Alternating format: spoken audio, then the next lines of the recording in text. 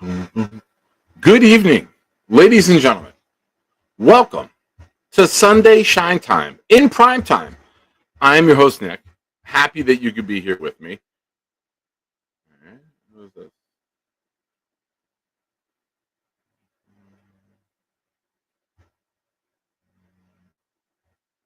All right, save changes.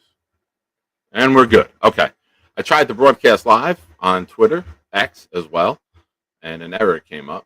So, welcome. We got a fun one in store for you tonight. I'll be joined in a few minutes by Dylan Tereman. Dylan's great.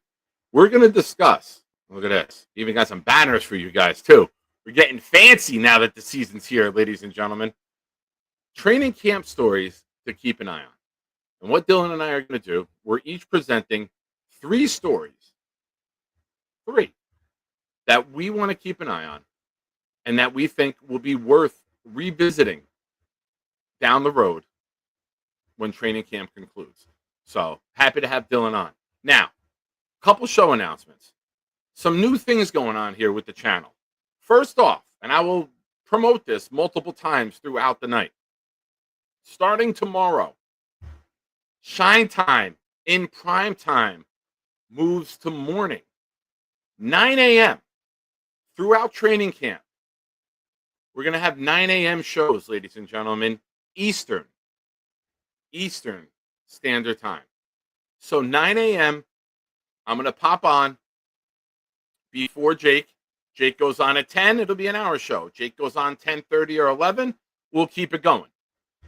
So a.m., for those of you who are up early and are wishing like, man, I wish there was a show before Jake came on. Now you got one. Doesn't mean we still won't do shows at night. Sunday night prime time stays the same. 8 o'clock. This is the flagship show, ladies and gentlemen. So also, the multiplier wheel has been put to sleep. Not killed, put to sleep. Here's what we're doing going forward. If you gift 5 channel memberships during a raffle, you receive 2 bonus entries. So you'll get 7. If you gift another 5 memberships anytime during that raffle entry, you then get 4 bonus entries for 9. So we'll go 7, 9, 11. The more you gift, the more you're rewarded. I feel that's a little more of a better bonus structure. It rewards those who help out the channel greatly. And I appreciate all of you. Gonna figure out something for the single memberships. Haven't quite figured it out yet, but don't forget, all of your raffle entries, your gifted memberships are retro from the 8th or the 7th, that first Sunday in July when we gave away the prizes for Chris B. The 6th, maybe? I'm not sure. I think it was the 6th. Yeah, it was the day of the Yankee Met game. So I'll keep track of everything. You don't have to do anything. Just be nice guys and nice gals like you always are. Here's what I'm working on. I'm working on one large prize. Some of the feedback that I've got said, the prizes aren't that great. Well, we're going to flip that. We are going with one massive prize. I'm going to work on a full-size Darrelle Revis autograph helmet. It's going to be a big prize. So, ladies and gentlemen, the more super chats, gifted memberships we get, the quicker we can raffle that prize off. So, as always, your love and appreciation is greatly appreciated on the show. I do have something to get to. Before we started tonight, early in the day, I got to pull up the screenshot, make sure I don't mess it up. Before the show even started, Mother Effin' Chew, shout out to you, Chew, gifted a membership. Someone gifted him a membership. So when I created the stream for tonight, he gifted one that went to Gil. So, Chew, thank you. I appreciate you. As we say in this community, you are a nice guy. I'm going to gift one myself, kick us off. Ladies and gentlemen, it's the Nick Shine Show. We got a banger for you tonight. You want to know what Charles Gorman got from Knobcraft? You know, Knobcraft is a little wacky in the head. Knobcraft sent me a box of gifts to bring to Charles Gorman. We got that video. We got a lot for you tonight. We may have, if he's awake, brand new video from Blitz BK. Brand new song, The Throwdown 2.0. I'm waiting for him to wake up. We know he works at midnight. If the show is still going on when he's up, we will debut it with him here in the chat. So keep an eye out for that. Don't be calling him. Don't be waking him up. He works nights. Let him get his rest. My membership went to Black Gypsy 420, who's trying to help get Charles a job. Maybe we'll have some updates on that. Who knows? But, folks, let's get this party started. Hey, all you shiners. It's time for something cool. I'm here to do my part. I'll drop a stinky fart. No chicken soup for you. I'm gonna eat it up. And then I'll do a show and talk about the Green Hornet. I got a new laptop. You know it doesn't suck. I'll need to keep it down when I'm making too much noise. My mom will pull the plug and Dennis smack my ass, and that will surely blow. Hey, fuckers, it's time for the Nick Shine Show. Oh, you are? Okay. Awesome. Ladies and gentlemen, Rick Pence here. Welcome, my friends. It's a shine time. Shine time. It's time to talk about the Jets. Don't you know it's shine time? Shine time. It's shine time. Time to be with my friends. Hey, have you seen my toe? It's got me.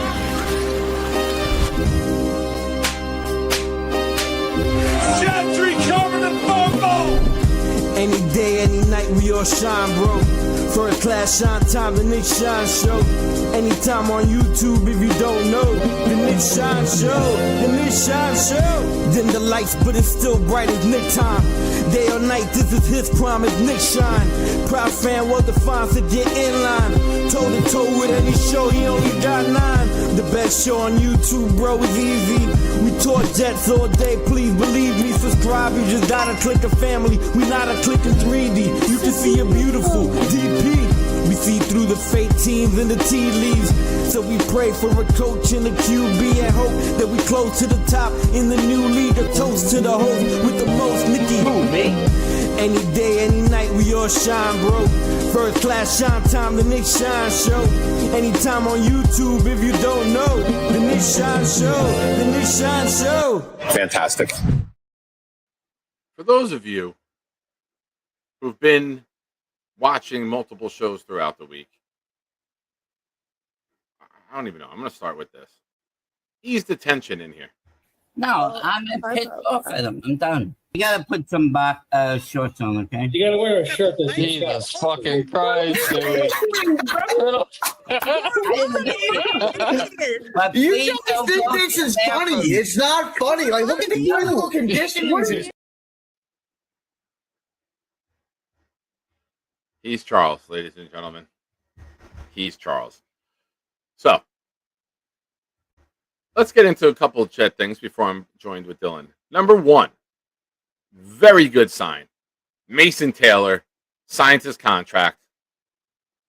All New York Jets draft picks will be in camp. There's no drama off the field. There's no holdouts. There's no guys waiting for a contract extension.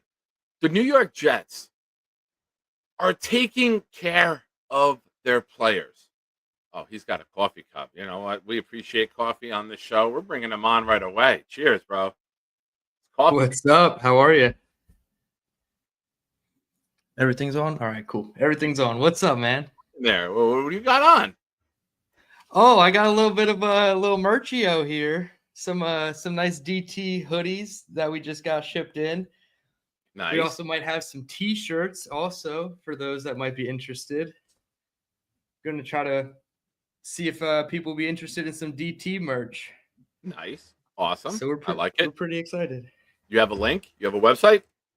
No, not yet. I don't know if I'm going to do a website yet or if I'm just going to do like bulk orders and like ship them out myself. Got you. Okay. All right. Well, anything I can do with helping you get that information out there, let me know.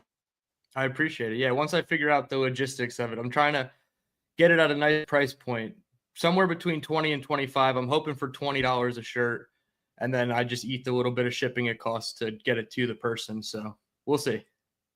All right, awesome. Good luck, man. Thank you. I appreciate it. So I was kicking it off before we get into our camp stories. We got some, let's talk a little bit news here.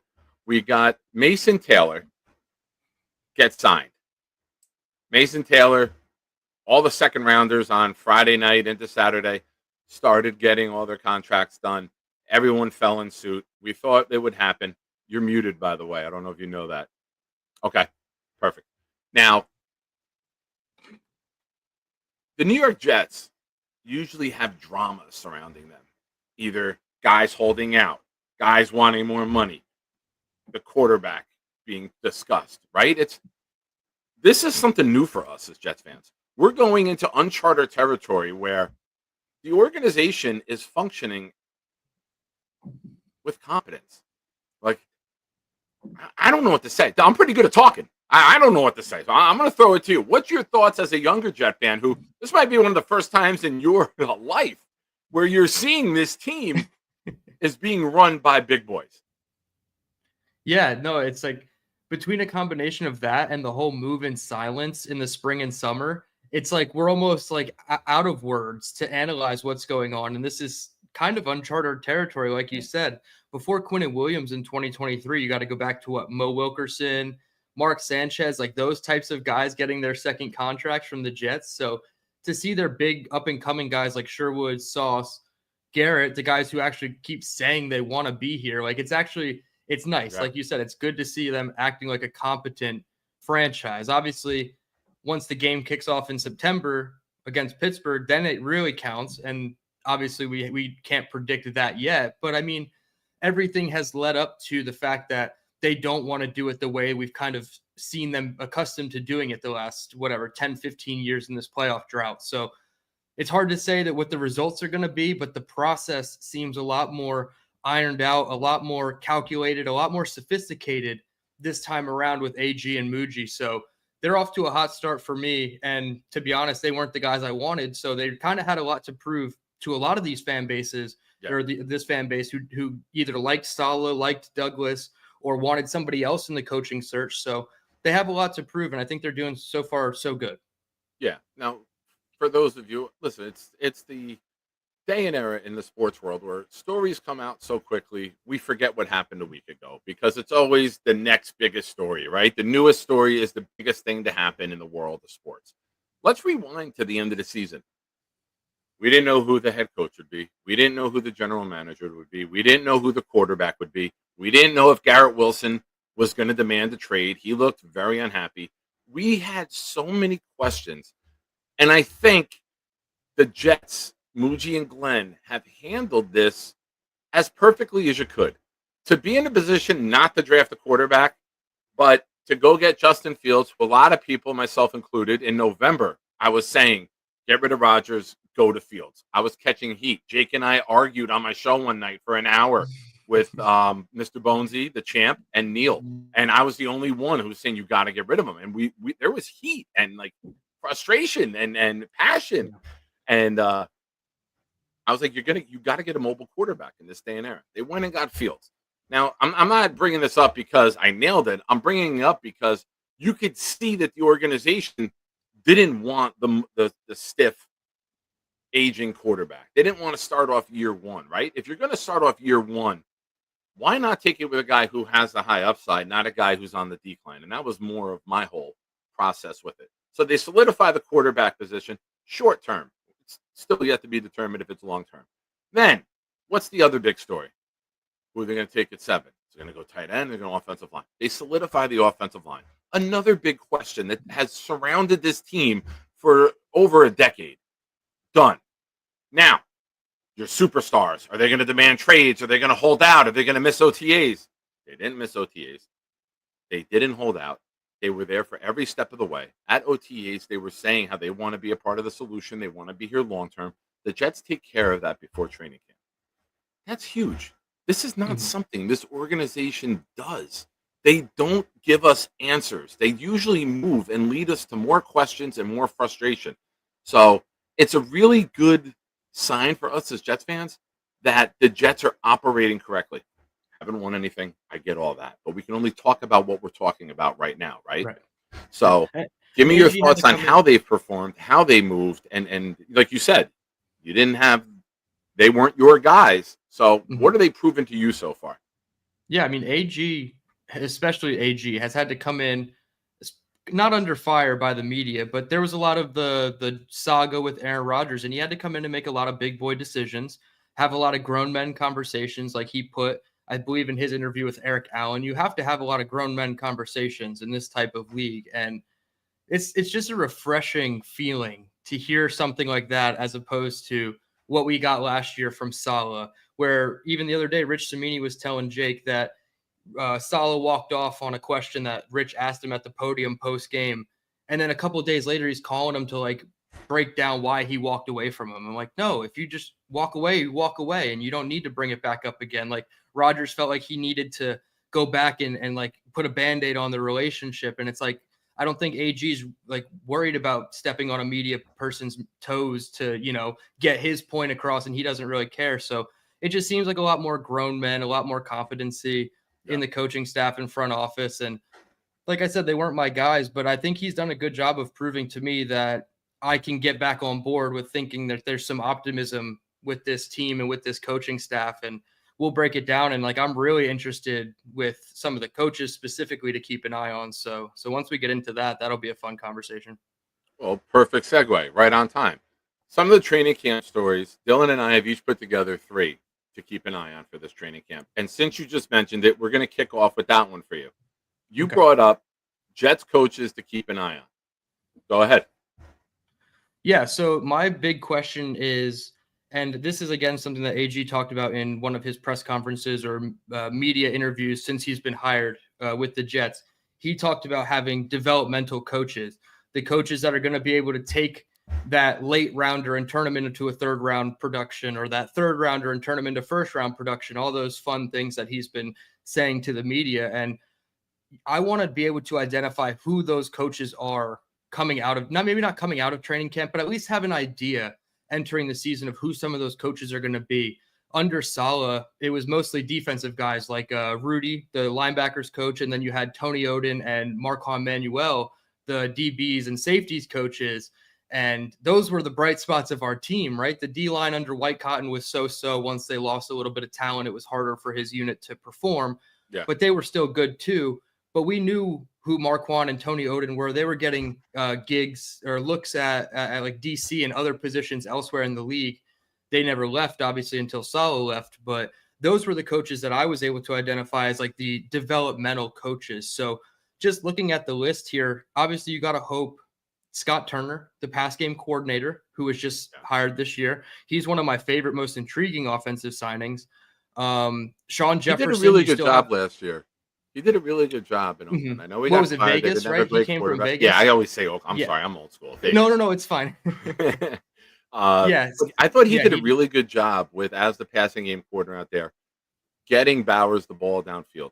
Now, I'm not putting Mason Taylor anywhere in that category, but he does have a little bit of history. And then Engstrand as well in Detroit, getting Laporta the ball, getting their tight ends in space, downfield, in catch and run opportunities. That's not something we've seen. We're used to Jeff Cumberland catch and fall. Conklin, very rarely a catch and getting yak. So we could see our tight ends, right? Smart can run. Rucker out in the flat maybe a couple times doing something positive. And, of course, Mason Taylor, we expect some big moments from him. Great point with him. Not even just the tight ends. Like Brock Bowers was just like the dominant pass catcher, especially once Devontae left, right? So it shows you also that Scott Turner's not afraid to pepper his best target, right? And right now that would be Garrett Wilson for us. So if that's even close to what he's going to do with Garrett Wilson, what he did with Brock Bowers in terms of volume of targets and volume of first read in the progression, then I think it's going to be a good thing. Going down the list, I still have hope that Sean Jefferson can be the developmental wide receivers coach who's going to find something in Corley or Smith, or even bring Josh Reynolds back to life a little bit from where he was that 1 year in Detroit in 2023. And then obviously I look at Steve Hyden, the the offensive line coach coming over as the tight ends coach, but the former assistant O-lines coach of the Cardinals.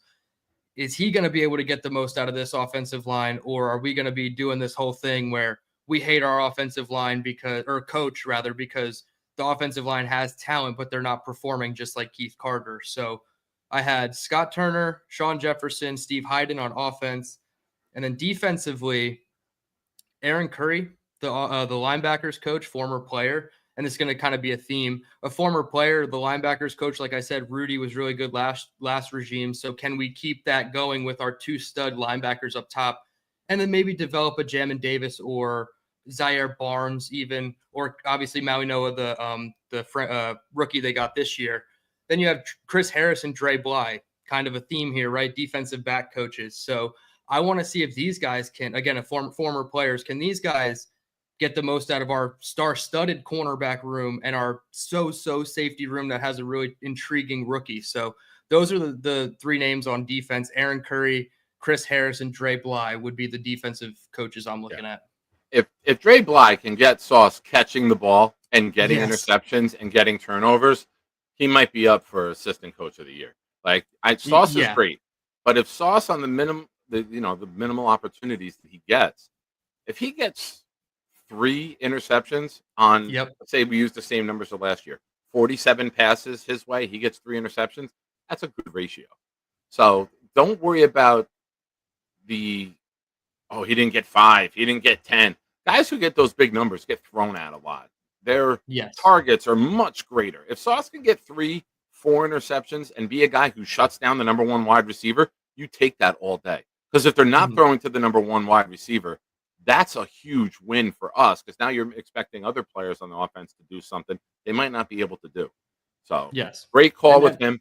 And I wouldn't be surprised. I wouldn't be surprised if, like, between Sauce and, let's just say, a combination of Stevens and AZ Thomas on the opposite boundary, if those 2 positions combine for like 8 to 10 interceptions, I wouldn't be surprised if 8 of them came opposite of Sauce Gardner for the reasons you said, because they're not going to throw to his side unless the number 1 is on him and he's traveling with the number 1, and they have to still throw it to that guy anyway. But they're kind of gonna avoid Sauce as best they can and give those guys opportunities on the other side of the field. Absolutely. Ladies and gentlemen, you're watching Training Camp Preview, stories to keep an eye on. I'm joined with Dylan Tereman. Super Chats will cut the line, get you on air immediately. Rick Kent, member of the channel for 13 months. Happy birthday to my in real life friend, Nate. Happy birthday, Nate. Thank you for Nate watching Dogg's the birthday? show. Happy birthday. It is Nate's birthday. And Nate, on your birthday, I think I speak for everyone when I say take the night off. No need to type anything in the chat. Enjoy your day. And I hope you had an awesome day. You're a nice guy. Hell yeah, dude. Happy birthday, Nate. All right. Next up, I'm going to throw one out here. Jermaine Johnson timeline. We know he just got put on the PUP list. Now, during training camp, you can be taken off the PUP list at any time. It's not like the regular season where if you get put on for the beginning of the year, it's an automatic 6 weeks. He can come off of this at any time. What that means, for those of you that might not know, he can't participate in the team drills. He can't be in team activities on the field. He'll be on the other field by himself, working out with the strength and conditioning staff, maybe doing some individual skills and drills for his position to strengthen the leg. Now, he posted some videos over the weekend. Granted, it's just running, but I mean, he looks like he's moving well. You know, he didn't have any limp. He didn't have any, hiccups or giddy up. You know, he was moving well. He was moving quick. And this is really big for the New York Jets because there's not many players on the team who are so valuable because nobody else can do what they do like Jermaine. No one can do at wide receiver what Garrett Wilson can do. No one can do at D tackle what Quinnen Williams can do. Now, we have guys at cornerback who might be able to step in and fill in if Sauce were to miss some time. But we don't have anyone that can rush the passer and play the run at defensive end like Jermaine Johnson. We have hope that Will McDonald with the 15 pounds of muscle will take that leap. It's not guaranteed. We know what Jermaine is. Also, Jermaine's an emotional leader on this team. Jermaine is a guy that was stepping up into that role last year before his season tragically, got cut short. But when you look at Jermaine now, he seems so motivated. He seems so ready. He looks like he's ready to just make that leap and become that dominant player that we need. So give me your thoughts on Jermaine. Give me your thoughts on your possible projection of a timeline for him as well. Yeah, and now you add an extra layer. He has one extra mouth to feed, according to his Instagram account a couple hours ago. Him and his, I believe, wife are announced that they're pregnant. So now he's got a kid on the way. So he's just going to be that much more motivated. And again, he's one of those guys who's wired the right way. And at least that's one thing in the Saleh and Douglas regime that they talked about that they actually did, right? They got guys who just love to play football, who love to be part of the team, who love to be team first. And, when it's their time, then they'll take their time in the sun and like get their payday. And then that's really it. And it seems like they're just motivated for all of the right reasons. And Jermaine running, looking at like showing his PRs that, he's topping out his PRs, and he's what is this, 8 or 9 months removed from the Achilles surgery. So he's looking really good. PUP, they did change it a couple years ago. I think 2 years ago they changed it. They reduced it from 6 to 4 weeks. So if he starts the season on the PUP, it's only 4 he has to miss, which is honestly a big deal, right? Because if they put him on the PUP list and it was 6, they know he's going to miss 6 games. Now it's only 4 games, so he could come back by week 5 against Dallas or week 6, I think against Denver and London. So like there's a chance that he's going to come back sooner, even if he does start on the PUP list. But I would say my projection for him is week 6 to 8, we start getting Jermaine Johnson back in the average role that he was at last year before the injury, where he's playing a predominant amount of snaps. Michael Clemens is not on the field on first down as much as he's going to be the first month of the season. So that would be my projection, is sometime in October, maybe between week 6 and 8, we see a fully healthy Jermaine. And if we see, 10 to 12 snaps at the very end of September from Jermaine, I'd be very, very happy. Yeah. Sometimes things happen in the chat and you just kind of got to acknowledge it, right? That this is a very chat-driven show.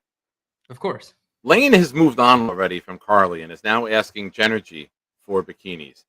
And just so people are aware, Lane's freaky is turned up a little bit today.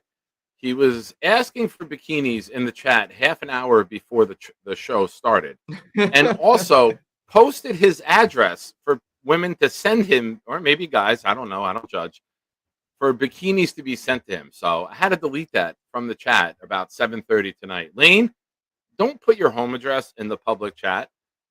Also, Genergy, do we have an answer? I mean, Lane is a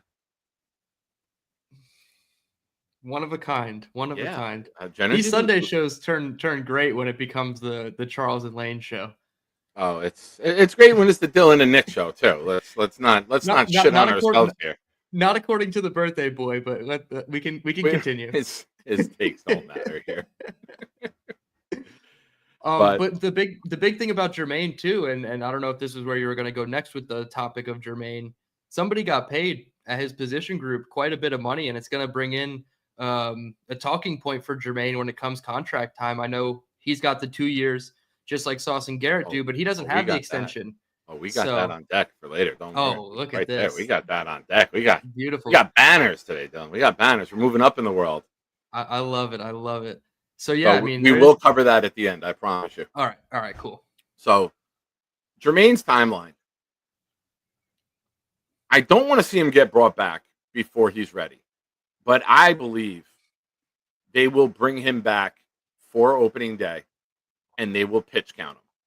And he might not be out there on first down. He might be out there.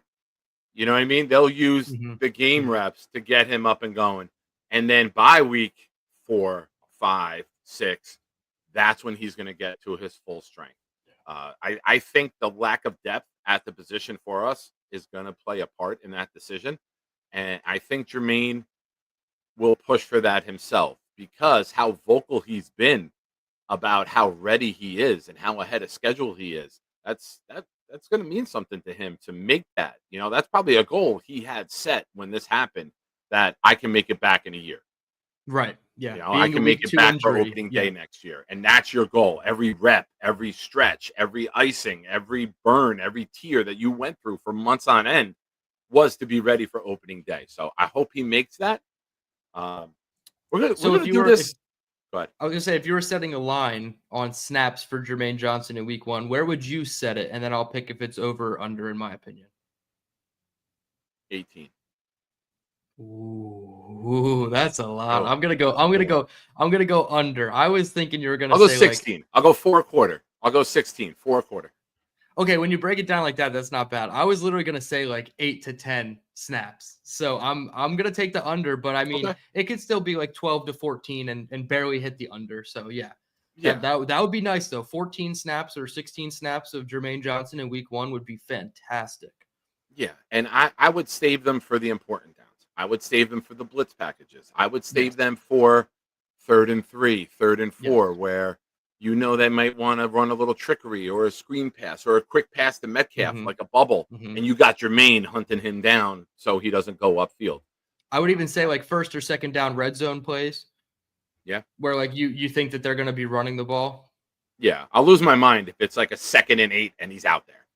If you're going to use him there, you're using him full, right? Don't waste his reps on unimportant plays. You maximize your utilization of him, and then you start to ramp him up. And if he's coming back to the sideline and he's telling them, "No, I'm good. I get it, but it's week 1, dude. We got to get you through a full season. The last thing we need is," and he's that guy that's going to have to be roped in. He's going to have to be like, "Hey, come here. Get off the field. We're pulling you back. You just can't go when you want yet." And God bless him for that mentality, but it's better off for the Jets to make sure he's available 9, 10, 11, and beyond, right? 100%. Yeah. All right, so we're going to do this, since we're talking about Jermaine, since we're talking about the D-line, we're going to do this in a fantasy football snake draft. So you went, I went. I'm going to go again here. Okay. I'm going to bring up the D-line rotation. Okay. What does that look like? We're coming from the Saleh regime in Ulbrich, where there was games where Quinnen was only getting 64% of the snaps. There was an infamous moment with Quinnen where he was furious. He was coming out of the game in a big moment because of the way they applied their rotation. Now, we're not going to get a full read on that in training camp. But for those who go to the OTAs, or not the OTAs, training camp practices, I'd keep an eye on that. Are they doing a full rotation, or is it one guy going in on this play? Are you taking Nadi out and sending in Leonard Taylor? Are you running in a full 4? It's something for me worth keeping an eye on, because there's many teams in this league that don't pull out their best guys. They tap themselves out, right? They'll pat their head like, "Hey, Chris Jones, I need a breather this play." Quinnen Williams is at the point of his career where he knows, I can go another play, or, "Hey, I need a breather on this play, coach. Let me get a rep and come back in." Now I also know Quinnen is that competitive monster where he's going to say, it's 3rd and 6. You're not pulling me out. It's 2nd and 12. We're pass rushing here. You're keeping me in. I love that. But you got to know the fine line, right? And that's part of his maturation and him becoming a leader on this team. You're going to have to tap yourself out. And you have to have that trust with the player. And the coaches have to trust that he's going to be smart enough to pull himself out in order to do that. So I'm looking forward to that. I'm looking forward to see how this is rotated. Who's filling in for Jermaine Johnson?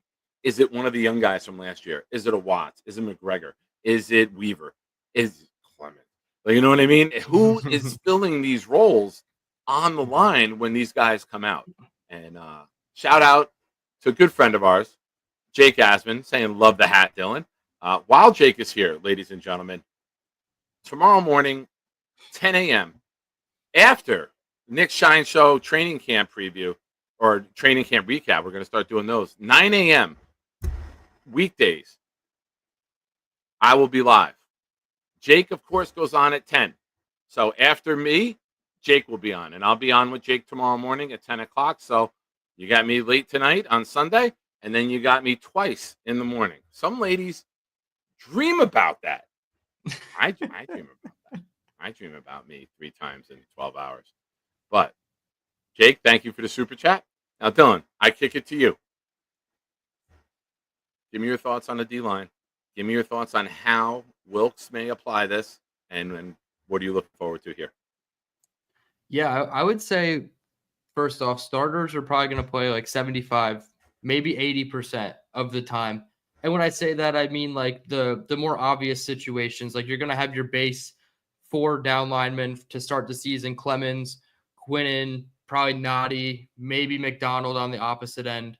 And then you get Jermaine back, and it'll be Jermaine opposite Will in the pass rush situations. And then it's going to be kind of like certain situations, right? Like you might get into a 3rd and long, and then you could have Will McDonald and Tyler Barron, and then you push JJ down into the middle with Quinnen Williams, and you don't have a bigger guy in the interior with Quinnen.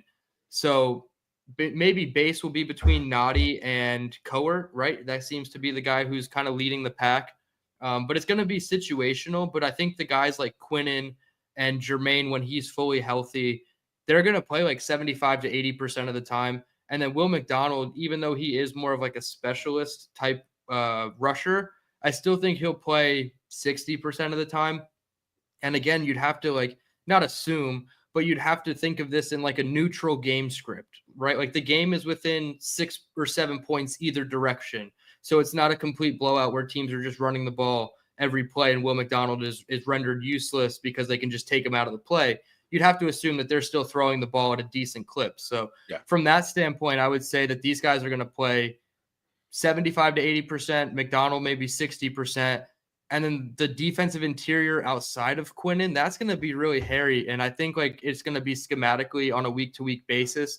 Some weeks it might be more Noddy and Fedarian Mathis. And then some weeks it might be more Coert and Leonard Taylor III, who are more kind of prone to be your pass rush types. So I think it's all going to be schematically week to week game planned with this defensive line, which is, in my opinion, way better because now you're using them at their strengths instead of Robert Saleh just telling Javon Kinlaw, go run after the quarterback, and if they hand it off, who cares if you're 5 yards deep in the backfield on the other side of the play. So like I think we're actually going to see these guys schemed up in ways where they're used more efficiently, and it might not look as violent or as, intimidating at times, but then you got the second level coming behind them, sometimes probably blitzing way more often.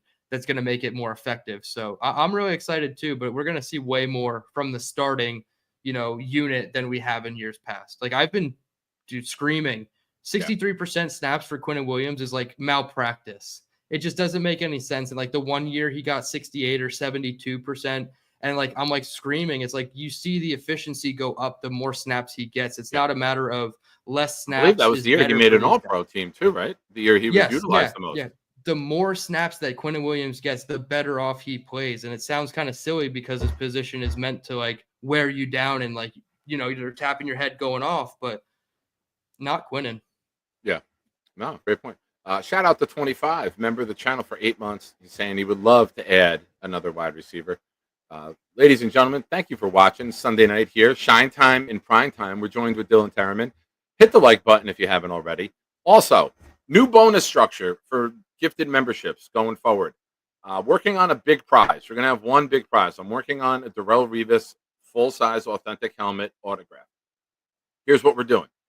If you gift 5 membership, for example, Kevin Tattoos last week gifted 5 memberships. That gets him 7 in the raffle entry. He then gifted 5 more moments later.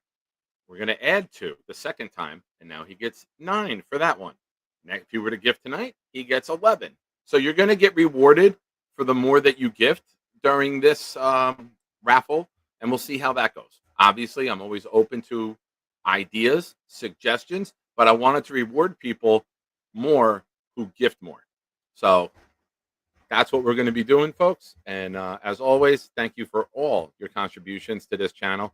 And all right, now we move on to you. Wide receiver was just mentioned. You're muted. Yeah, wide receiver was just mentioned. I was going to say, I'll go with, yes, there we go. I was going to use my other rotational one because you just talked about a rotation on defense that you're concerned about, and I'm concerned about this one. I don't want to see a running back by committee as I go all blurry here. Let me get a little closer. There we go. Yeah, I don't want to see. Give me 1 second. Give you 1 second? Yeah, sure. Give me 1 second here. Quest, I haven't figured out the full thing. You know damn well that I like to reward everybody. So I just haven't figured out the structure yet for single memberships. But don't forget, if you have, just put your finger over it, hold it for a second. That's what she said. And then when you take that off, it should go ahead. It should force it to autofocus. That's what mine does. That's what mine does. There's times it gets like that. I covered a hole. I just got too close when I leaned in, and then it went all blurry when I leaned back out. Does it have a cover? What do you mean a cover? The camera, does it have like a flip top, like a flip cover? Oh no, it's just a. Damn it! I hate when this does this. Yeah, I know. I had a. There we go. Welcome back. Yeah, outsmart technology. Fuck you, AI. Yeah, for real. ISU. Listen, sometimes it works in many aspects of life, and you have to be able to. Ladies and gentlemen, we're at 68 viewers right now. We are one away from glory. Hit the like button. And Dylan, go ahead. Yes, so the running back by committee. I'm not a fan of this at all. Like, I still think Breece Hall has plenty of juice to be the bell cow running back. We just talked about 75 to 80% of the starters for defensive line, and honestly, I'm going to kind of keep that same trend going. I want to see Breece get 70 to 75% of the workload, and that's not to disparage anything that I think Braylon Allen or Isaiah Davis can be as backups. I just think that we're trying too hard to say that they want to replicate Jahmyr Gibbs and David Montgomery. And I kind of fell victim to this a little earlier on in the process of the offseason. I was like, oh my goodness, yeah, like they're going to use Braylon Allen just like they used David Montgomery, and they're going to use Breece Hall just like they used Jahmyr Gibbs. And it's going to be perfect, a seamless transition for the offense from the Lions to the Jets. And I don't know if that's fully the case.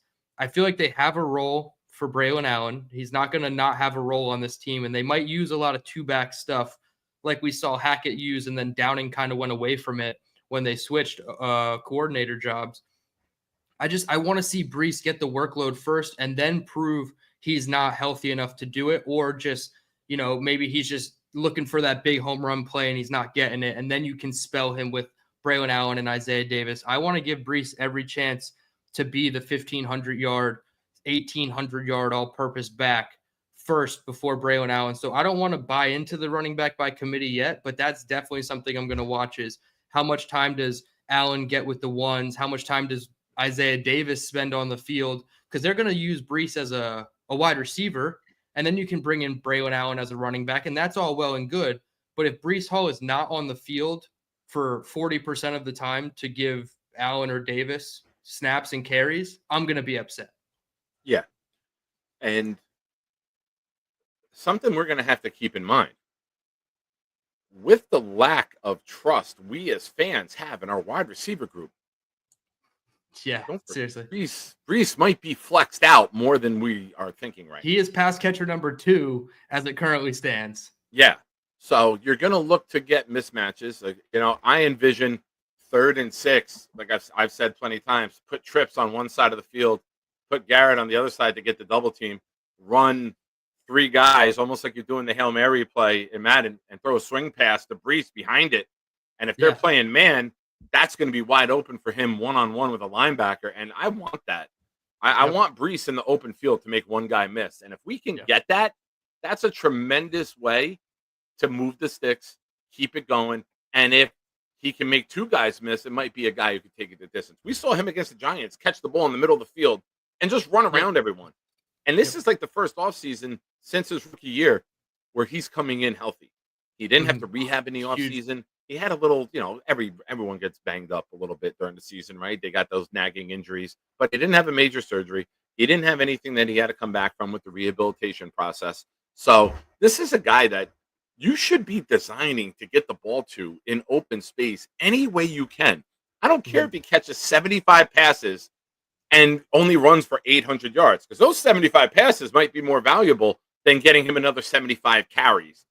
Oh yeah, exactly. And to your point about the forward to a side and like doing the little swing screens, they tried to do that type of stuff where they would like, clear out with two guys and then they would keep Conklin in as like a delayed kind of out route, which turned into a blocker for the running back. But they only did it felt like on like third and forever, and they're just trying to get a couple yards to punt. Like that's all they really felt like they were like. They didn't do it with a purpose to actually attack the defense who's just bailing out. Like if you have cover 3 and the corner just turns and runs to that side, you have one guy in the flat versus possibly 3 blockers. We've seen what Breece Hall can do in open space by himself. Now you give him 3 blockers, it just opens up the playbook so much more and just allows him to do what he does best, and that's get in space. And Engstrand doesn't even have to draw up the plays because they had Jahmyr Gibbs in Detroit who they wanted to get the ball to in space time and time again. Yes. So, there's something beautiful going on in the chat right now. Our buddy Hank G gifted a membership that went to Eli Betts. And then Eli says, you know what? I'm going to pay it forward and I'm going to gift the membership. That went to Party with Peg and Artie. So a little love session going on in the chat. And our buddy Gator, who has some fantastic creations he put together that we're going to have a little later in the show, says it's official. The Jets have more content creators than they do fans. Is this sustainable? Well, the only reason we have more content creators than we do fans is because Bobby Midnight isn't really a fan. So that's what's tilting the scale a little bit. So Bobby being the Giant fan puts us a little bit ahead. Is Bobby considered a Jets content creator though? I'm not pushing back on the idea of it. I'm just asking. I don't know what his content would be labeled as. I just don't know if it's hashtag space NY. Those are the things that the fan base that he's targeting on YouTube searches. So, but Bobby is a tremendous part of our community. So we don't label Bobby. We let Bobby be who he be. And don't ask him because you'll get kicked at, yelled at, and berated. But yeah, when we're looking at Breece, right? You want to get Breece going. You get Breece going, that'll get Justin Fields going in the run game with the RPO, with rollouts, with getting him out into space to throw the ball, right? Now, you can use that to get Braylon Allen going, because then you can do things with shotgun, the two of them together, fake it to Breece, go back the other way with Braylon. You can, if you get Breece going, Breece can be a catalyst for your entire offense. Every single one of us last year was talking about Breece 2K.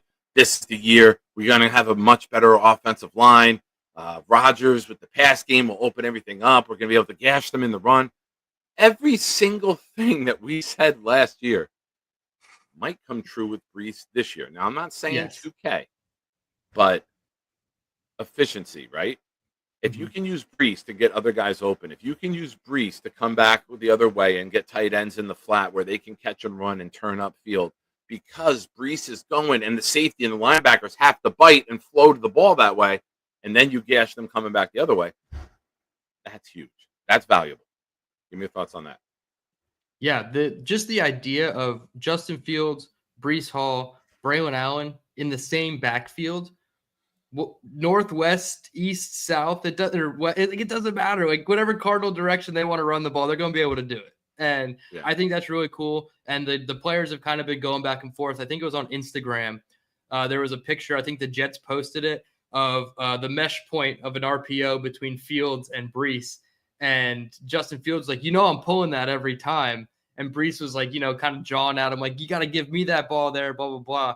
So, like, they even know how dangerous it can be with all those guys in the backfield. And like you said, I'm not saying we got to run the military style triple option 85% of the time, but there has to be wrinkles of that or the threat of that where Justin Fields just holds the mesh point for an extra second before throwing the RPO to Garrett Wilson or to Mason Taylor in the flat. So I'm really excited about the backfield as a whole. And like you said, you have to use Breece as a runner and then a passer to open up Braylon Allen and Isaiah Davis to come in the backfield. Because then if you motion Breece out to the slot and you keep Braylon Allen in the backfield, You obviously get your zone man indicator if a linebacker goes out with Breece. And then, even if you're running a guy out, Braylon Allen out of the backfield, he's still a decent to above average pass catcher. I think that's the cool thing about all three of these guys is Breece Hall might be the worst pass protector, but they're all damn good receiving backs too. So like their skill set is so diverse that it doesn't really, phase Engstrand who's in the game. And it's just going to add more wrinkles to these not three running back, but two running back sets in the backfield with Justin Fields. Yeah. Ladies and gentlemen, we're joined with Dylan right now. If you haven't already, I just put his YouTube page in the chat and I'm pinning it right now. Do yourself a favor. Go and subscribe to his channel. It's okay. You can disappear for a minute and come right back. There are 68 of you watching right now. And we celebrate here if we get one more viewer. And we celebrate if we get one less viewer and if it's Nate leaving. So everybody wins. It's a great day for all. Should I log on to YouTube and be the 69th? Should I just do it for the team? Oh, we're at it, ladies and gentlemen. We're at it. Oh, let's go. We got it. Been a while, but now that the season's coming back, the numbers are coming up. And Dylan, everybody is here 69ing just to see you. Thank you. I'm glad I inspired that type of passion and emotion in the fan base. All right. Now everybody calm their freaky down. That's it. That's it. Now, here's your last one. You mentioned this a little bit earlier. The rookie DBs on the rise. Give us your thoughts on this. Oh, yeah. So this is something for if we needed a Justin Fields discussion later. Okay. That's what that was. Okay. No worries. That was a tease in the business, ladies and gentlemen. That's a tease. Yeah. I threw it up. I wasn't sure if I was going to put it in the private chat when I was done. But yeah, that's a Fields related chart. As far as the DBs, the rookie DBs specifically, I was on Jake's show day 2 of the draft. So rounds 2 and 3. That's when they got Mason Taylor and AZ Thomas. And I immediately said, like, my knee-jerk reaction on his show was, it's going to take AZ Thomas just like half a season to be the starter on this team. So maybe it's not going to – maybe I'm a little bit exaggerating. Like I also said Malachi Corlew is going to be wide receiver 2 or 3 at worst if we traded for Devontae last season. And obviously that was the worst prediction ever. But I am really high on AZ Thomas, and I think that even if Stevens is doing okay at safety or a corner rather, I think AZ during practice is going to be turning heads so quickly and locking down guys in practice where the coaching staff's just going to say, hey, we have to give him a shot in certain situations where we're playing the Cincinnati Bengals and they have 2 really good wide receivers in Jamar Chase and T. Higgins, and we need really good press boundary corners, and we're going to put AZ Thomas out in that role and flirt with the idea of Brandon Stevens going back to safety. So that's my hope for AZ Thomas, and it's not like I want Brandon Stevens to be bad. I want Brandon Stevens to keep his job as long as possible. It's just I think AZ Thomas is going to just prove to be too good to keep on the bench. And kind of the same for Malachi Moore, except the path on safety is a lot easier, right? Because you have Andre Sisco, who's your top line guy, free agent on a 1-year flyer deal, who hasn't performed last season. He performed well in 22 and 23, but obviously a down year. Now the coaching staff's trying to bring him back. You have your other starting safety is a guy who the owner tried to actively bench last season in Tony Adams, and somehow he's still a projected penciled in day 1 starter on this year's roster.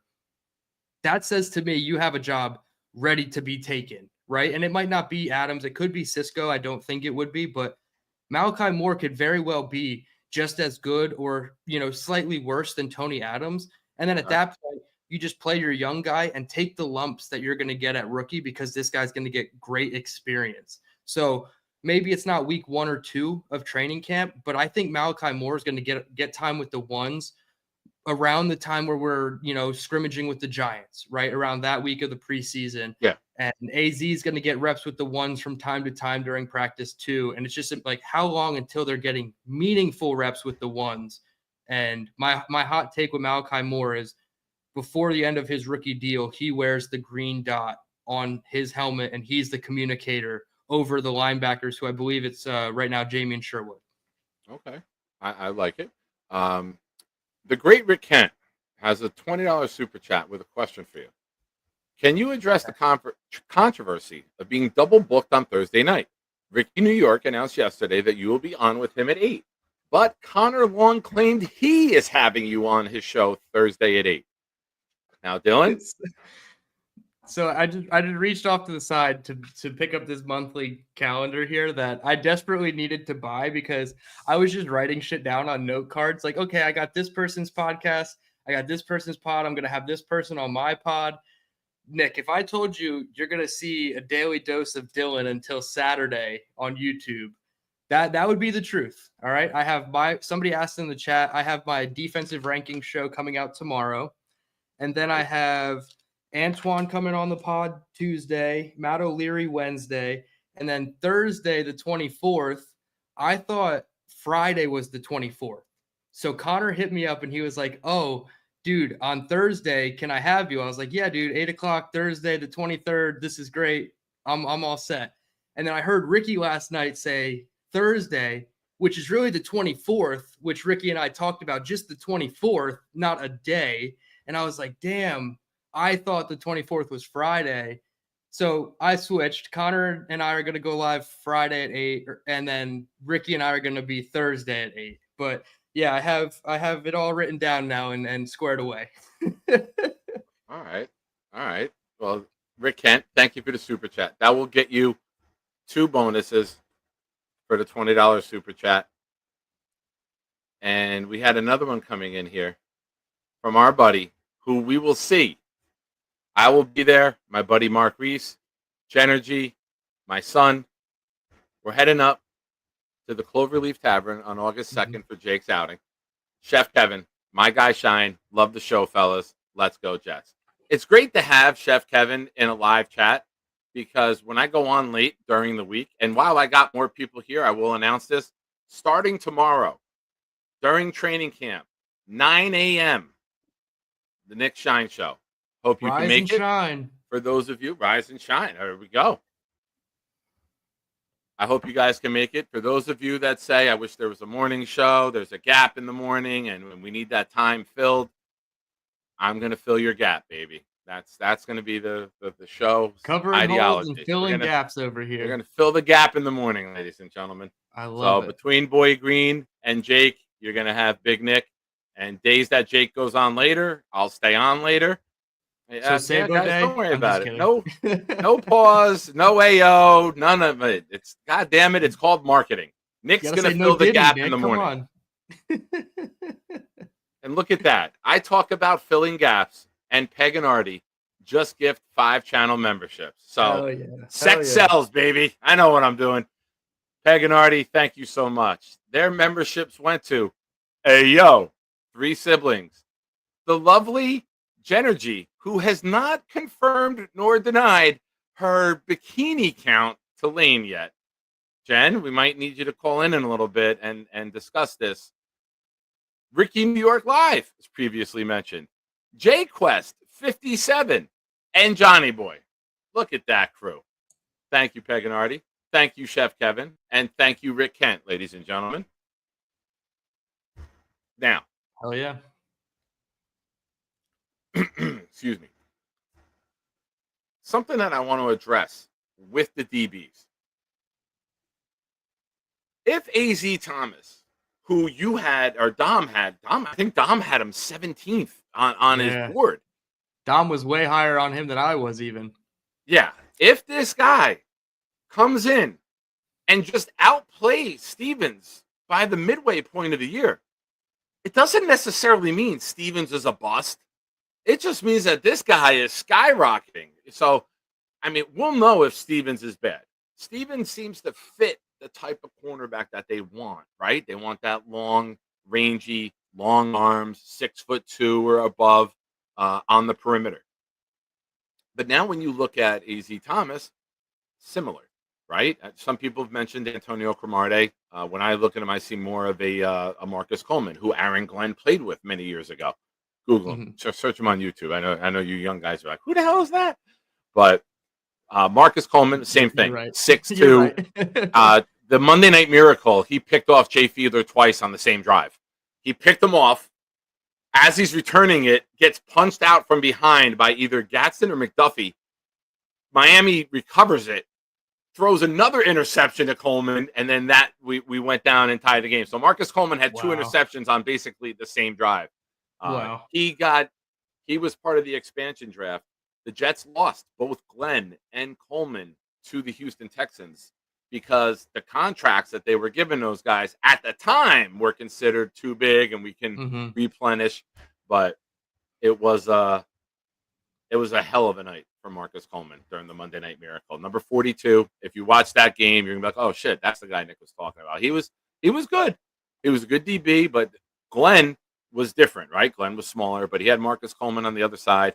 Right. Other, tall cornerbacks throughout the league. Now you got to keep your eye on, right? Because those might be guys that the Jets are targeting. So he doesn't have the greatest ability. This is where the coaching staff comes in again from your earlier comment with Ray Bly. You can get Stevens to get those pass breakups to be interceptions. Now we're really cooking. And then eventually A.Z. Thomas taking that role. This could be a really strong secondary. And this could be a really good launching point for Dre Bly's coaching career. Yeah, and just speaking of launching point, it bodes well for Brandon Stevens on the front end of the schedule from this aspect, all right? We have Pittsburgh, DK Metcalf is their top guy, then it drops off to Calvin Austin, Roman Wilson. So you're figuring Sauce is going to travel a lot of times with DK. Brandon Stevens is just going to have to occupy the other guys. Then you have Buffalo, who's like Keon Coleman, Josh Palmer, Khalil Shakir, Curtis Samuel, and none of those guys are really going to be worth traveling with, in my opinion, for Sauce. So now you're just kind of playing sides, Brandon Stevens on this side, Sauce on the other side, and you don't really have a ton of difficulty one-on-one. Obviously, the scramble drill will be important against Buffalo because Josh Allen being the improviser, we know he can just scramble to the sideline and throw it last second and make a completion. Then you have Tampa Bay, who more likely than not, Chris Godwin's not going to play. I know they're talking about Tristan Wirfs not playing, but also Chris Godwin might not play. And then at that point, their second guy is the rookie, Emeka Egbuka, who they just drafted. I like him. So a I rookie drafted coming him on in my dynasty league. I like him. Dude, I like him a lot. He's filthy. He's a good 2. He's probably a better 3 in year 1 of his career. So having Godwin would have really helped him in this situation. But now you have just Mike Evans and then Emeka Egbuka. So there's still like upside for Brandon Stevens to win that matchup. Then you have Miami, who's Tyreek Hill and Jalen Waddle, which they're just speed demons, and you just have to be able to run with them. And it's a lot of slot crossers and things of that nature. So that one might be a little difficult.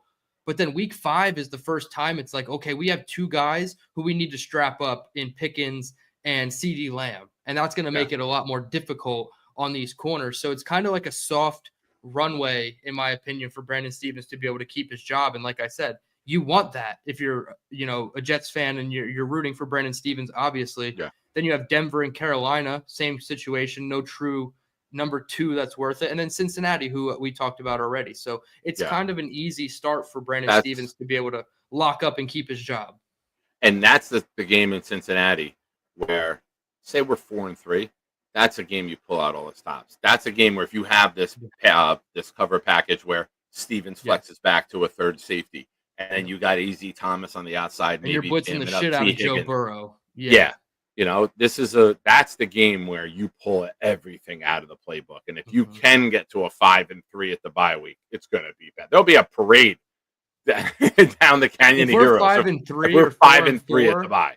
Yeah, even 4-4. I mean, honestly, 3-5 would probably be exceeding a lot of people's expectations. So, like, if Cincinnati got you to 3-5, and then you're like going into the bye for that extended time, and you're like looking at the rest of your schedule, you're like, wow, okay, we can end the season 9-8 or 8-9 and be at least competitive. And we're entering Christmas game, and it's like, okay, if we lose, we're out, or if this team wins, we're mathematically eliminated. But it's not like, all right, October, Halloween, fire up the drafts. Everybody wants Dom C on their podcast, and we're talking quarterbacks before long. Yeah. There is some sad news with doing a 9 a.m. show. That's 6 a.m. on the West Coast. Rick, I do look forward to, if the show goes past 10 o'clock, you coming in and saying good morning to everyone. Now, we do have Blitz BK in the chat. Well, let me get to this very quickly first. Mr. Weed gifted a channel membership that went to Sharon McLean. Mr. Weed, thank you very much, sir. I appreciate you. And now we have Blitz BK in the chat. Ladies and gentlemen, I give to you the world premiere. Let me get the banner off the screen. Of the Throwdown 2.0. Enjoy. And if you're in the car or at home, I'll give you a second. Turn the volume up. Good evening, everyone.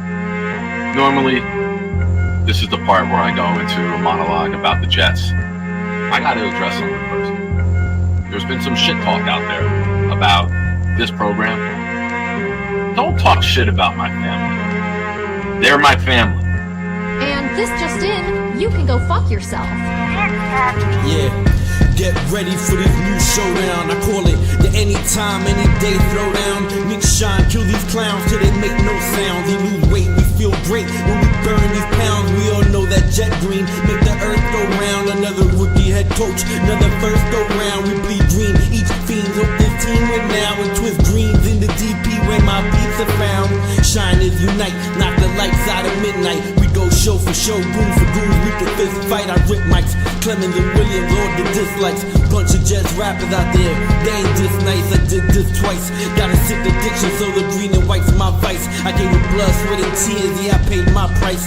Many years on this flight, no prescription, but I need a championship in my life. Yo. For as long as I'm alive, I got your back because you always had mine, and I fucking love you guys for that. So keep coming back. It's a fun place to be. We don't turn people away. We don't talk down to people. Maybe we the people, but that he deserves it.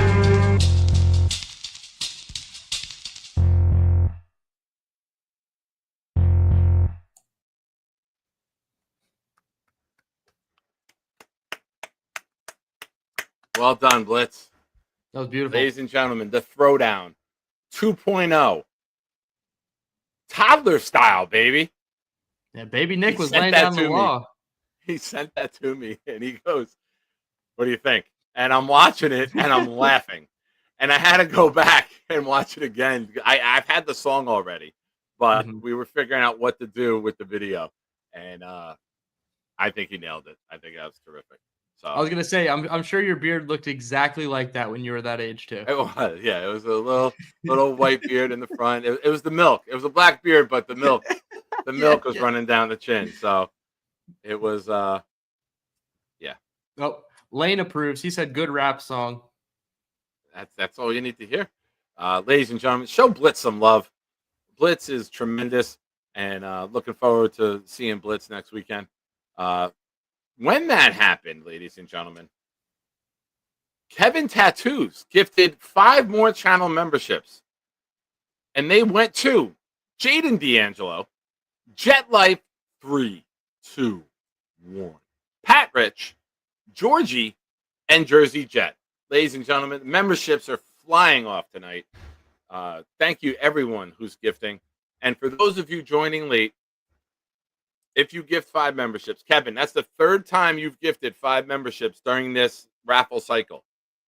You just got 11 raffle entries. You get 7 for the first 5, 9 for the second 5, 11 for the third 5. So, Kevin, you are cooking up raffle entries day after day, and I thank you for everything that you've done for this channel.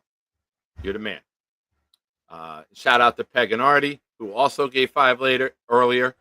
Mr. Weed, Eli Betts, Hank G, you guys are awesome. And Rick Kent for his $20 super chat, and Chef Kevin for his $10 super chat. All great guys and gals. Blitz, well done. And don't worry, folks, we will be playing. Rick, I got the numbers. It's a progressive scheme. The more you gift, the more bonuses you get. I will be glad to keep track of it. Blitz, thank you. Thank you, Blitz. I would appreciate if some of the ladies said that, but I'll take it, Blitz. I'm not beneath a compliment. I'll take a compliment anywhere, anytime from anyone. I'm at that age and stage in life, ladies and gentlemen. Who the fuck starts a conversation like that? I just sat down. I'm waiting for one person to enter the chat. I haven't seen their name yet. They said they were at a movie earlier, and I'm waiting. I'm patient, but I'm not patient, if that makes sense. Hey. So let's get All right, get on to our final topic. You got one more storyline first, right? One more. Now, obviously, this is the most important one. There's not a storyline that's going to be critiqued, written about, spoken about on YouTube, or written about in the chat more than this. Every single throw, every single pass, every single drop back, every single GoPro video is going to be heavily critiqued. And what I want to do is break it down a little more finer, right? The Justin Fields efficiency and his utilization. Now, we'll start with the first part first, the efficiency. Is he getting the ball out on time? Is he hitting Garrett Wilson in stride? Is he seeing the field the right way? Is he looking guys off? Is he getting the ball out, Dylan, where the guys who can catch it can catch and run? Is he confident and comfortable in this scheme where it's cooking, right? You know, if he's sitting back there and then Quinnen's patting his shoulder, the ball didn't come out on time, people are getting frustrated, that's going to be a storyline that blows up throughout the Jets community.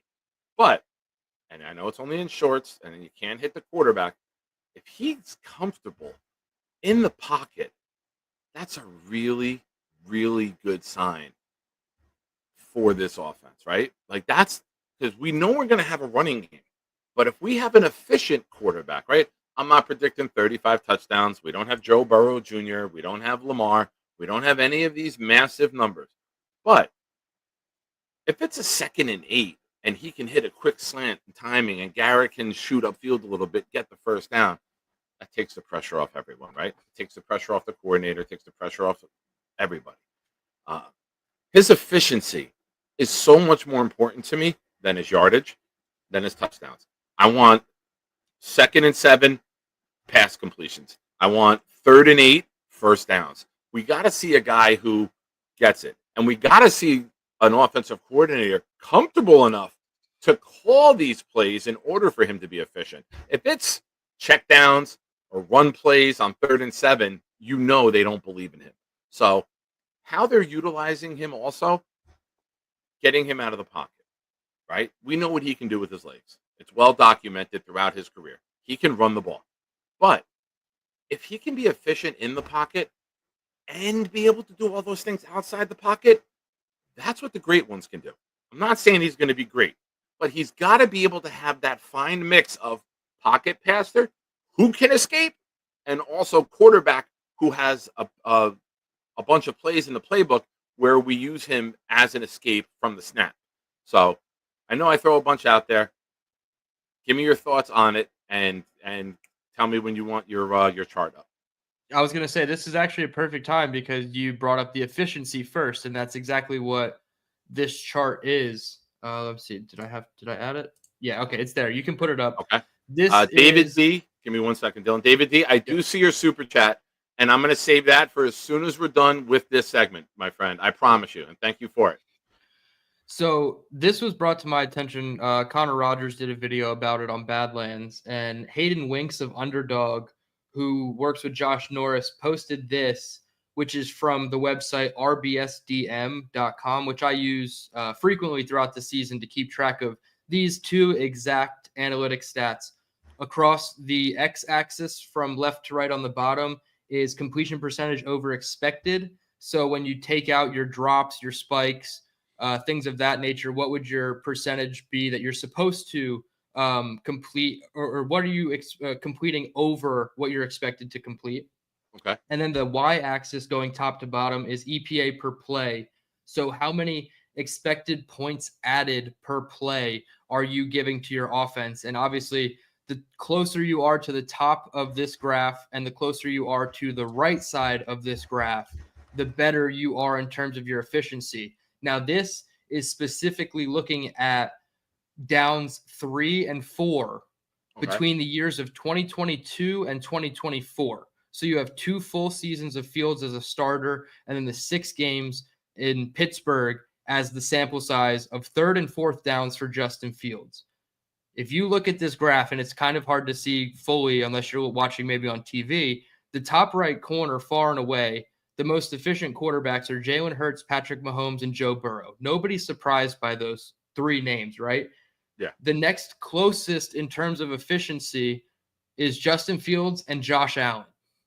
So Justin Fields is proving that he, on the downs that matter the most, 3rd and 4th down, he is proving to be efficient. He's completing over expected, nearly 5%, probably about 4% based on this graph, over expected. So let's just hypothetically, he's supposed to complete 64% of his passes, but he's really completing 68% of his passes. That's what that means. And then in terms of EPA, expected points added per play, he's 5th best in the NFL behind Hurts, Mahomes, Burrow, and Allen.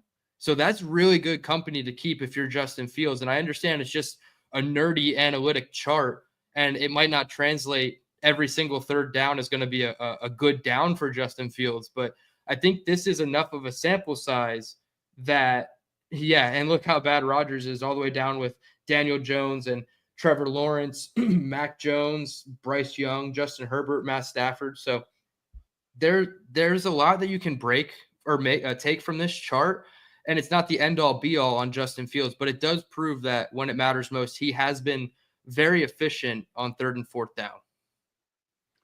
Yeah, and that's what changes games. Yes. And I know he hasn't had the great history. He's never had an offensive line this good. He's never had a running back this good. If we can put him in more favorable situations to be efficient on 3rd down and even 4th downs, and you have that run threat on that 4th and 2, 4th and 3, that can open things up. And that's where you can take advantage of it. And where they think we're going to run with it, you can maybe get a big strike and go downfield. Mm-hmm. There's a very good question here. Now, Sometimes this can be considered trolling, which Gator loves to do at times. But it's a valid question. Based off Justin Fields' career, how many nerdy analytic charts did you have to go through to find one that puts our quarterback in the top 5?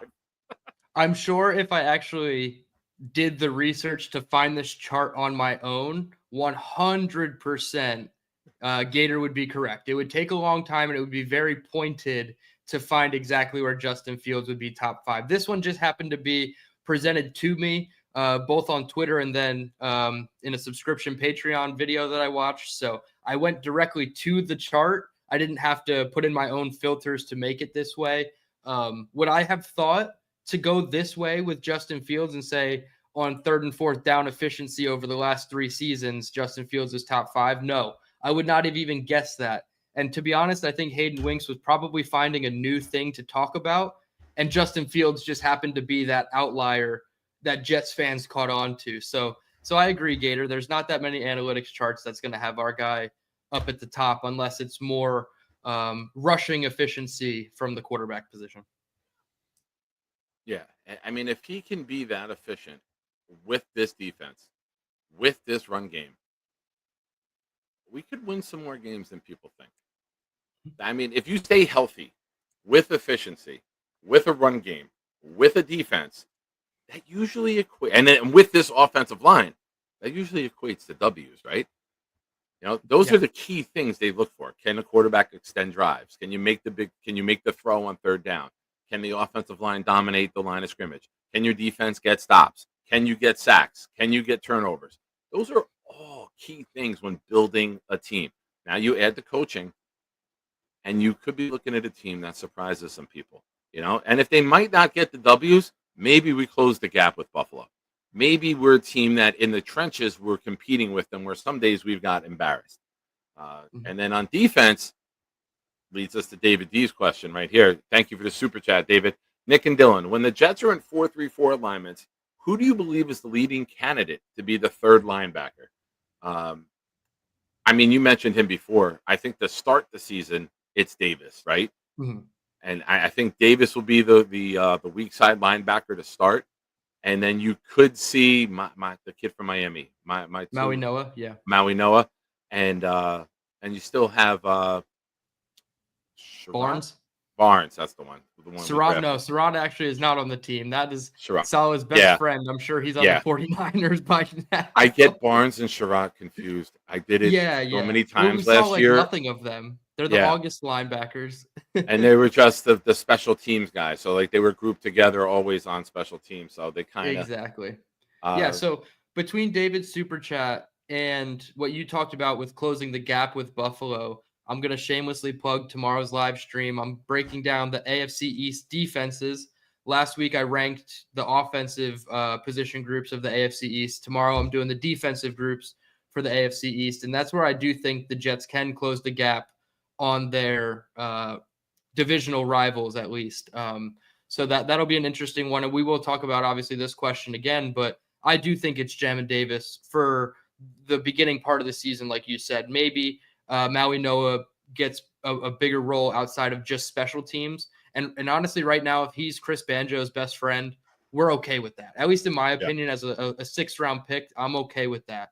But yeah, I would say it's Jamin Davis right now. But it's honestly, it's so hard to pinpoint a specific guy because Jamin Davis was brought in when Phil Savage was interim GM, when he brought in him and Fedarian Mathis. It was before they brought in Darren Muji and Aaron Glenn. So technically, there's no allegiance to him from the current regime, and it's just the Phil Savage signing that's the reason he's here. So maybe he doesn't have a leg to stand on with the coaching staff either, and they might like a guy like Maui Noah or even Barnes for his speed. But somebody's got to stick out as that linebacker 3. I don't know how much they're going to want to play base 4-3, but I could see when Jermaine Johnson is not fully healthy and they have Michael Clemens as the opposite edge, they might look to go base and get that third linebacker on just to help out on that side, scraping around the edge in case he loses contain or what have you, just as the extra fill in that gap over. So I'm intrigued to see how the linebackers work, just how they deploy them, because you can't run 4-2-5 every single time, right? It's not sustainable on defense. They're going to start running at you. And that's why we couldn't stop the run, because we didn't have enough bodies up close. We had guys penetrating, and then they'd run it inside of that. They knew we would want to get upfield. They chip you, let you get upfield, and then the guard would get to the second level, and it's an easy 8-yard run on 3rd and 2. The left guard would purposely, quote unquote, lose against Javon Kinlaw and let him get into the backfield. And then the left guard center combination is working up to the second level to block out Jamie and Sherwood or Quincy Williams. Yeah. You have two hats on one, and then you have a running back coming in through the hole. It's like the breakdown of the defense after Salo left, and just how fast it crumbled it's honestly sad to see. So I'm hoping that this new front seven and the schematics of it are a lot better looking to help everybody play better. Yeah. And I've always been a big proponent of, you want your defensive linemen at times to eat up the offensive linemen. You want to have them read and Chris react. Jenkins was great at it. Chris Jenkins would hit the guard, hit the center, and then the linebackers could flow to the ball because this man was so massive and strong. He can take up two blockers, and then your linebackers meet the runners in the hole. And that's where you get your collision. Yes. Yeah, Quinnen is super strong at the point of attack. He can stand there and anchor against two offensive linemen if need be. It just, last year, all the other three defensive linemen around him were getting their asses kicked and falling on the ground, or they were running their arc way too wide, and the quarterback was able to step up in the pocket. And he knows he has two guys on Quinnen Williams, so he knows Quinnen is probably not going to create that interior pressure. Javon Kinlaw is already out of the frame of your all-22 angle because his gap integrity was just so bad. And then you have your guys on the edge that, they're taking wider angles to push you up into the center of the pocket. And it was just a complete mess once Salo left. And it seemed like everybody was just kind of freelancing on defense and doing whatever they could to enhance their own personal interests more so than the team. Absolutely. We got a couple super chats to get to. Mr. Weed says, this show is lame. Show me your boobs. Mr. Weed, thank you for the super chat. Also, Mr. Weed, 3 siblings is lame as fuck. Thank you for the super chats. You're a nice guy, Weed the people. Big fella with a super chat. Hot take. This roster is better than the 98 roster. Hold that thought for 1 second, Dylan. DNY for life gifted a channel membership that went to V. Kyle Clifton. Thank you. NY for life. You're the man. I believe that's Dan. I think so. Yeah, that's Dan. Yeah. No, that's Devin. Is that Devin? that's Devin. Yes. Yep. Thank you, Devin. Appreciate you, man. So now the big fella says it's better than the 98 roster. I mean, Don't mind me as I athletes Google are the so- 98 roster. Well, the athletes are so much different now. Obviously, the wide receiver room was much better. You had Corbett, Keyshawn, and Dedrick Ward was our third receiver. 98. I think we still had Kyle Brady at tight end in 98. Yes, we did. Offensive line was Kevin Mawai, Randy Thomas, Jason Fabini was left tackle. I'm doing this off the top of my head. Jason Fabini. I forget the other guard. But then you had Richie Anderson, Curtis Martin in the backfield. Glenn Foley started the season at quarterback, and it went to Vinny Testaverde. The defensive line was Ferguson was the nose tackle. Mo Lewis, Marvin Jones, Brian Cox, and the other outside linebacker. I'm having trouble remembering. The cornerbacks were Aaron Glenn, Marcus Coleman, Ray Mickens. The safeties were, I want to say, Eric Williams and Falling off a little bit on Scott defense. Frost from Nebraska. Safeties were Jerome Henderson. Yeah.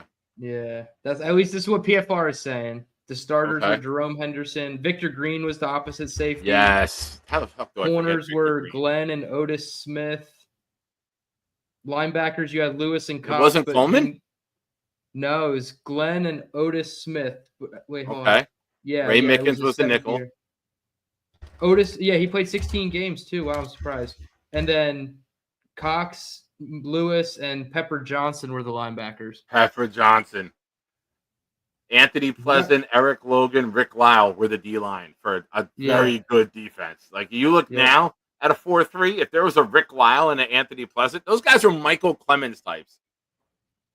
They were not pass rushers. They were stout guys across the line because the game was different back then. I mean, maybe big fella, it's not so hot of a take. I think the trenches, like the offensive line, I mean, that was a unit back then. So I know we have hope for the unit this year for the offensive line, but that sounds like a really good offensive line. It's tough. Yeah, Jumbo caught the pass. Todd Berger had 2 fumbles recovered that year. Are you looking at Pro Football Reference? Yeah, I do see that. Holy shit. Todd Berger, the left guard, 2 fumbles recovered. It's just that. He's the only Hey, if they're offensive like lineman with a stat. strip sacks that you're jumping on, like that's huge, Yeah. man. That's crazy. Might be 2 really important fumble recoveries. Brian Dixon Cox Yass had in the 6 chat. Hold sacks. on. Sorry, what was that? Brian Cox had 6 sacks that year. Pepper had 1. Mo Lewis had 7. Jones So yeah, linebackers are leading the team. Let's get back to that. Linebackers, top 3 in sacks on the defense. I would love to see that. Quinnen and Quincy leading the team in sacks if Jermaine's not fully healthy for 17. Dixon Yass asked me a question real quick. Hold on. Dylan, who's your favorite Jet? That's a tough one. I started watching in like 01, 02. Probably, I want to say Curtis Martin, and my middle name's Curtis, so I have a slight bias there. That's a tough one. Honestly, I would say it's probably somebody from one of those teams, like Curtis Martin, or honestly, Santana Moss was one of my favorites too growing up. I loved having my 83 jersey. Nowadays, my favorite player is probably like Garrett Wilson. Garrett Wilson's probably my favorite player on the team now. But yeah, I'd say Curtis Martin's probably my favorite all time. Nice. We have someone here who was part of a controversy earlier with you. Connor Long, member of the channel for 11 months, says, great show. Jets should sign Gabe Davis. Thank you, Connor. And looking forward to your show this week with Dylan. Yeah, we got it written down, Connor. We know exactly when the day is now. We know. Nice. Matthew Bigfuck says, can you please start putting some respect on Clemens' name? We'll try. And Matt is the only owner of 2 Michael Clemens jerseys. That's how much. Yeah. He's got expendable hell, income, I dude? guess. He's got What some the expendable hell? income. I feel like you'd have to like customize a Michael Clemens jersey because they don't make them. Like, how do you go on the Jets shop and just actively click on a Michael Clemens, or did you have to put in 72 manually and put Clemens? That's actually pretty bonkers to me to not have just 1, but 2. Like, there's some strange jerseys out there, right? Like, I've seen some Tony Adams jerseys, which like makes absolutely no sense to me. Why the hell does anybody have a Tony Adams jersey? Stuff like that. But Michael Clemens might be a bad one. That's probably the worst one, dude. Yeah, that's a rough one. Oh, trying to see. All right. How long do I have you for? Like 15-ish more minutes. I got to get up at 5:45 for work tomorrow. So All right. I respect the hustle. Rick Kent, Tony Adams doesn't even have a Tony Adams jersey. According to Woody Johnson, he really shouldn't have one. So yeah, he actually got rid of his after the season, and he was shocked when Aaron Glenn and Muji picked up the option for him, or they tagged him. He was shocked. I don't get it, dude. Like, they're paying the guy $3 million. I don't get it. Him and Clemens, I don't get it. Matt says he went in the Jet shop and selected both a home and away. The drugs must have been kicking in as soon as he did that. Yeah. Connor Long with a super chat. Thank you, Connor. $10 super chat for Connor. Looking forward to it. I recently started putting everything in my phone calendar, and it has helped between interviews, etc. I guess, by the way, I have a Tony Adams jersey. Oh, my God. That's so funny. That's great. Oh, that is great. That's pure. Big fella pure. Might have a comment of the night. Tony Adams is just using a Jamal Adams old jersey.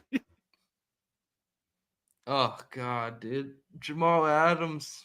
I love Jamal. This is Jamal Adams right here. Signed mini helmet. So he's the only one up there that's not a Jet that you can represent with the signatures. Connor, definitely wear the Tony Adams to troll me on Friday, July 25th. I hope that's the right date. Oh, I'm shot out, dude. No worries, man. That's the price of being a good content creator. We have 85 of you here watching right now. If you haven't already, hit the like button. We're gonna play for the second time. Blitz BK dropped another version of the Throwdown. Enjoy. Good evening, everyone. Normally, this is the part where I go into a monologue about the Jets. I got to address something first. There's been some shit talk out there about this program. Don't talk shit about my family. They're my family. And this just in, you can go fuck yourself. Yeah, get ready for this new showdown. I call it the anytime, any day throwdown. Nick Shine, kill these clowns till they make no sound. They lose weight, we feel great when we burn these pounds. We all know that jet green make the earth go round. Another rookie head coach, another first go round. We bleed green, each fiend hope this team win now. And twist dreams in the DP where my beats are found.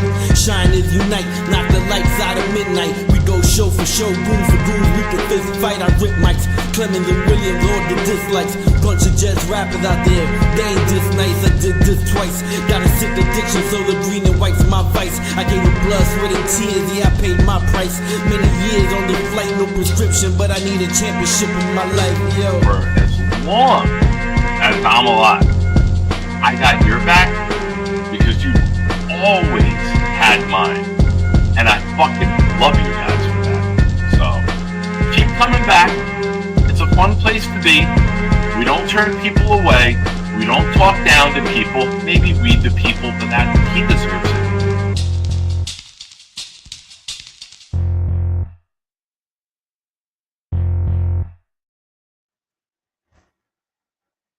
Awesome. Yeah, Gator was says dope. it's funny what AI did does has maniacs and shiners in the background. Yeah, them like Gonna- moving like yeah, this in the the background. crazy tapping their wave where feet. everyone's. Yeah. And if you look like on the pictures here on the board, just it's shot out. It's great. It's shot out. It's so good. I do have a guest coming on, and then we will open up the chat for call-ins. He's got a good point. I don't wear jerseys, but I've been big on getting white shirts for the Jets. Yeah. They are really, really good. They look good. The white on white unis. Yeah. Yeah, white on white unis and then the green shirts on the white pants, man. I don't know. Something about it is such a clean look. I like the black ones too, but obviously it's not like traditional. So I understand why people might not like it better than the greens or the whites. Now, ladies and gentlemen, good friend of the show, good friend in real life, as Rick Kent would say, Charles Gorman. Many people have been sending Charles housewarming presents, some gifts. Our buddy Matthew, Big Fuck, Knobcraft in the community, had something he wanted to send to Charles. And I said to him, I go, send it to me. I'll go to Charles and present it to him, and I'll record him opening it, and I'll ask Gator to work with it. So, ladies and gentlemen, I present to you Charles Gorman receiving gifts from Knob. It's almost a 3-minute video, but it's worth it. Enjoy. How's it going, guys? Is this your masturbation uniform? Oh, stop it! He's Charles. I come here today bearing gifts. Not from me, from Knobcraft. Knobcraft has sent you many gifts. I don't know what they are. It's drink cheer wine soda. Now you gotta put it on. Hold on. Don't get ahead of yourself. We gotta go one gift at a time. Go to camera, please. Smile. Pork brains with milk grain. Nutrition facts, 3.5 serving size, 2 ounces. It's only 375% of your cholesterol intake for today. Material. I think it's Hebrew or something. It's not Hebrew. It's probably Hindi, and it says New York Jets in Hindi. That's very interesting. Very interesting. I like that. Here we go. Let's get you in your uniform. Hold on. Oh my God. What are these? Large size condoms. The thinnest Magnum condom. So I got That's going to be my screensaver. And I got dots. I love me some dots, man. They're one of my favorite candies since childhood. Fortunately, the only negative I can say, they get stuck to your teeth sometimes. They do.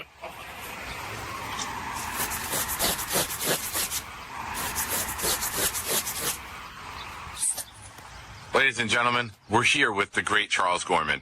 Charles, you received a Show Me Your Butthole hat, a New York Jets shirt written in Hindi, considering the neighborhood that you live in.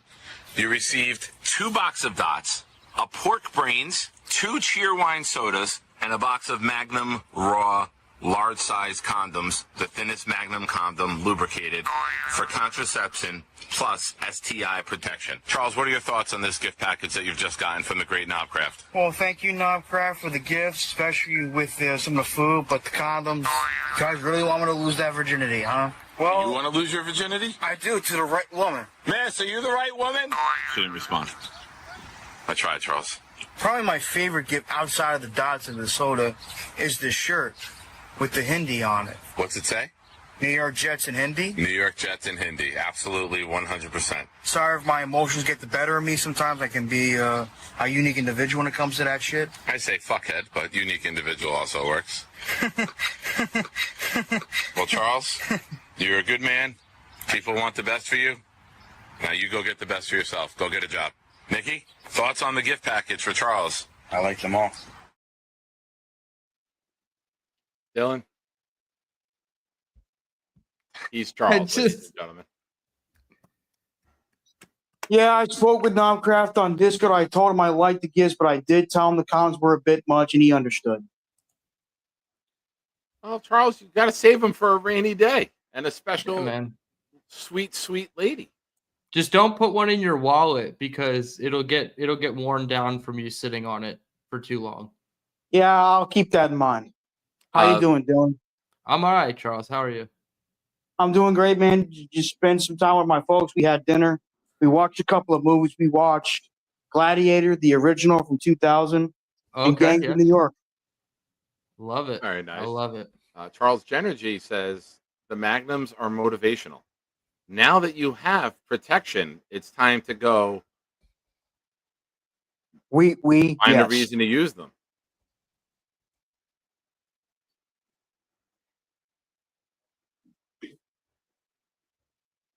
Do you have a plan, Charles? Yes. Interact with women, see if they're worth it. Now, Do you have- you frequent any bars, Charles? I'm not a bar person. Okay. Neither am I, but sometimes it's necessary. Could use the Magnum condoms like a fucking raincoat. I don't know about that shit, but A raincoat for certain areas to help. Hi, how you doing? What's up? What up, Addie? I saw What up, Addie Dylan? laughing in the back, and everyone knows Addie has the best laugh, and there's no way I'm What's letting that cracking, laugh Dylan? sit in silence. Hey, Nick. What's up, Chucky Wucky? Oh, buddy. I know I'm When not I- raincoat for my penis. I know No, that. but Charles but- said that I love Whoa! Wow. There it is. I'm here, y'all. Right on time. Yeah. What's up with what is breathless, Charles? What does this have to do with? I'm What do out you of the mean, breath- loop. That's what the comment says. Ask Charles about breathless. Charles? It's an establishment. Yo, I don't Me- know about it. Me, Tom Ace, and Nate brought Charles to his first strip club back in February. No way. Yeah. Oh, you mean the freaking joint where I had a shitload of women grind their big booties on my dick? Yeah, that was interesting. Charles sounded like he had a lot of fun. He did. It was an interesting comes out. experience, so that's too much. He comes out afterwards, right? He got to dance with a lady. He got to dance with two ladies simultaneously. And then One I of them got had him me to touch your dance. breast. Hold on, Charles. Hold on. My kids are watching. Connor Long's It's watching. okay to Calm learn down. about this shit when they get older. Charles, stop talking over me like Bobby. Hold on. Take a deep breath. I'm sorry we interrupted your Madden game for this, but take a breather. Dylan, then I find another lady that goes back with him, and this lady was very she can get arrested for doing some things in a place, put it that way. He comes out and he looks at me and he goes, Nick, I had a very good time, but can I have $300? She wants to go to the VIP. Hell I go, yeah. Charles, no. He goes, but she really wants me to go. I go, fuck. I look at Nate and I look at Tom. I look at the money that I have left. People like JoJo Townsell, others sent money like to contribute to this day. And I'm like, all right. Charles' strip club experience. People contributed to get Charles his first lap. Oh, yeah. I love it. Jake sent money, but many people who couldn't make it sent money. And I look at him like, all right, I'm like, all these dances are done. We walked in with like 300 from him. I'm like, I got 140 left. I look at Tom and I look at Nate. I'm like, I'll take out more. And Tom Ace, who in the chat is never the voice of reason, was the voice of reason. And he looks at me, he's like, no. And then Nate, who's always trolling, but in real life, he's like, we cannot let Charles lose his virginity in a strip club. We got to go. I go, Charles, no. Well, let me go say goodbye to her. I'm like, no, Charles, we're out the door.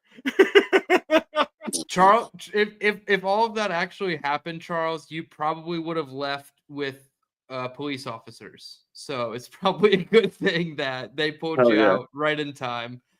They Hey. always want to get you in that VIP room, Charles, because they want that $300, man. But I believe that there was a little bit of love included in that one. Now, Charles, Yes. are you typing in the chat instead of talking to people on a talk show? Texting someone. What's up? Hey, Charles. And almost done Can with you one of put my the hat bottles on? of cherry wine soda, by the way. Yeah, they're good, aren't they? They're very good. Yes, they taste very good. Yeah, he's told me you like them a lot. Yeah, they're kind of like Dr. Peppery. I know a lot of people don't like Dr. Pepper. I have a bit of a taste for it, but it is what it is. You got to put the hat on, man. Every time you call in, can you just wear the hat? I'll put it on right now for you, Knob. It's the least I can do for If you. you want to meet a special lady, I think if you wear the magnums around your neck like a bandolier or a feather boa, it's going to help you because you're advertising the hog. Good to know. But if you let them know, if you're wearing the hat and you have the condoms just kind of draped around your neck, you're letting them know that you're Charles and you're open for fucking business.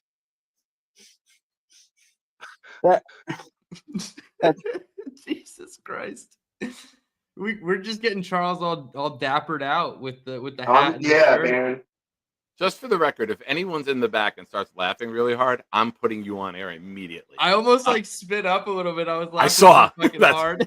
I had to catch it. That Charles, was great. Now, instead of wearing the hat like it's a pinwheel hat, can you lift your little T-Rex arm up so people can read the hat? Or put your head down? Hold on, Charles. Lower your head a little bit more. Give us a big smile. Oh. Now, Charles, for those people in the chat, maybe like we the people who can't read, can you say out loud what the hat says? Show me your butthole. Perfect. It's totally worth it. Right there, Nav. That was the price of everything. Perfect. Price of admission, man.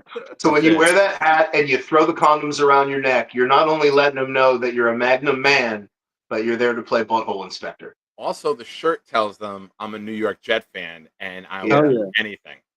It sure does. I'll never forget that video, that short you sent on Instagram about being a Jet fan with Joe Pesci said, because I'm a fucking idiot. I love me some Joe Pesci, man. He's When hilarious. I send you in your Instagram DMs, you don't speak about on air. There's some decorum here on the DM world. I'm sorry, but I thought it was hilarious. All right, keep it to yourself. Our DMs do not enter the real world. DMs are Fight Club. Yeah. We don't talk about Fight Club. We don't talk about Fight Club. You're talking about it now, and you're talking about the DMs. You're just violating everything as if people are reading your shirt and understand what it means. Yeah, Charles. You're showing up. And now that you have, now that you have the brains in a can too, you can serve her breakfast in the morning on the way out. You can give her some pork in the morning. Yep. Nice. Or in the afternoon. Well Or at night. done. Well done. Well done. Charles, the soda that you got, I saw the nutritional facts on it, and it is 112% of your daily sugar intake. How many did you have so far? You were given 2. I'm about to finish one of them. Okay. That's not bad. I'd have crushed both. I'd have crushed both by now. I'll be honest. Oh, yeah. I'm not the type of guy to crush multiple sodas in one day. He got them today? He got them today? Well, yeah, I would have crushed They were them. warm from traveling and being shipped, Okay, so you they gotta- had to yeah, you get gotta- refrigerated first. That's the only reason. Yeah, no. Because Charles doesn't make ice in his freezer and put ice in a glass. He waited for the bottle to just get cold in the fridge. You have to. Why water it down with melted ice? Come on. Yes, What exactly. kind of caveman do you think Charles Gorman is? Exactly. A Flintstone caveman? Yabba dabba do. Wow. Yabba dabba. Imagine- You want to show me your bubble? Wow. Let me paint a picture here real quick for the ladies. Imagine sharing an intimate night with Charles Gorman. Brings you back to his apartment. You step over all the used napkins and tissues that are laying on the ground. You have an intimate night with him. And then as he climaxes, he said, Clancy, I'm trying to. The mouse died and I went to. I'm putting a new battery in the mouse, bro. I swear to God. And then Charles Gorman, sitting on top of you, resting on top of you, just goes, yabba dabba doo, baby girl. That is repelling. Oh my gosh. I'm looking for it. Where'd it go? Charles, you're a player in the making. How can we Yeah. go from Nick Night to Rise and Nick Shine? It's going to be a judgment for you guys. There's going to be no call-ins, Jen. It's going to be no call-ins. It's going to be maybe guests, but Oh, yeah. I'm looking, Clancy. Where did it go? Oh, any truth to this? You're wearing one of the Magnums right now. No, I'm not wearing the Magnums right now. I haven't even opened the damn box. Charles, how much money would it take from this community to get you to take the hat and the glasses off, put one of the magnums over your head and blow through your nose to get the thing to blow up like a hot air balloon.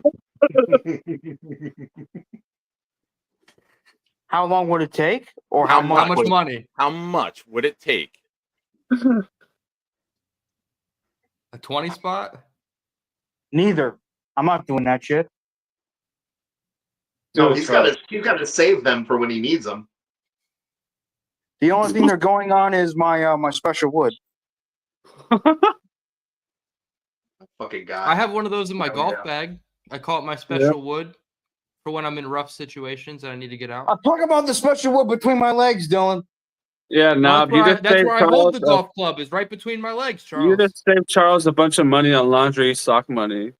T-shirt on, I got you with the hat. Oh yeah, you mean the one that says super gay? My mom threw it out. What? What? My mother didn't like the shirt. But she's not going to throw out that hat. Or are you just going to Well, hide I've been it from showing her it to every her, time and she I don't comes think in? she would You like don't it. show that to your mom. You Show her the fucking hat, Charles. I wore it. Guys, hold on, I hold had on. it on Let me one take day. this. Charles, I wore hold it on. to my mom's house. She didn't like it. You wore a hat that said super gay? Yeah, my mom. I decided to wear it. I thought she would get a kick out of it, but she takes things differently. My mom. Was that the first stop that you... I told Nick like 5-10 minutes ago, but what the... God damn it, Charles. Was that the first place you went with the hat on your head, was to see your mom? Oh, I didn't wear this hat. I wore the super gay t-shirt. Yeah, that's what I'm talking about. Did you go anywhere else wearing the super gay hat? I mean the super gay t-shirt? No. Whatever Just my it house. was. Just my house. My old house.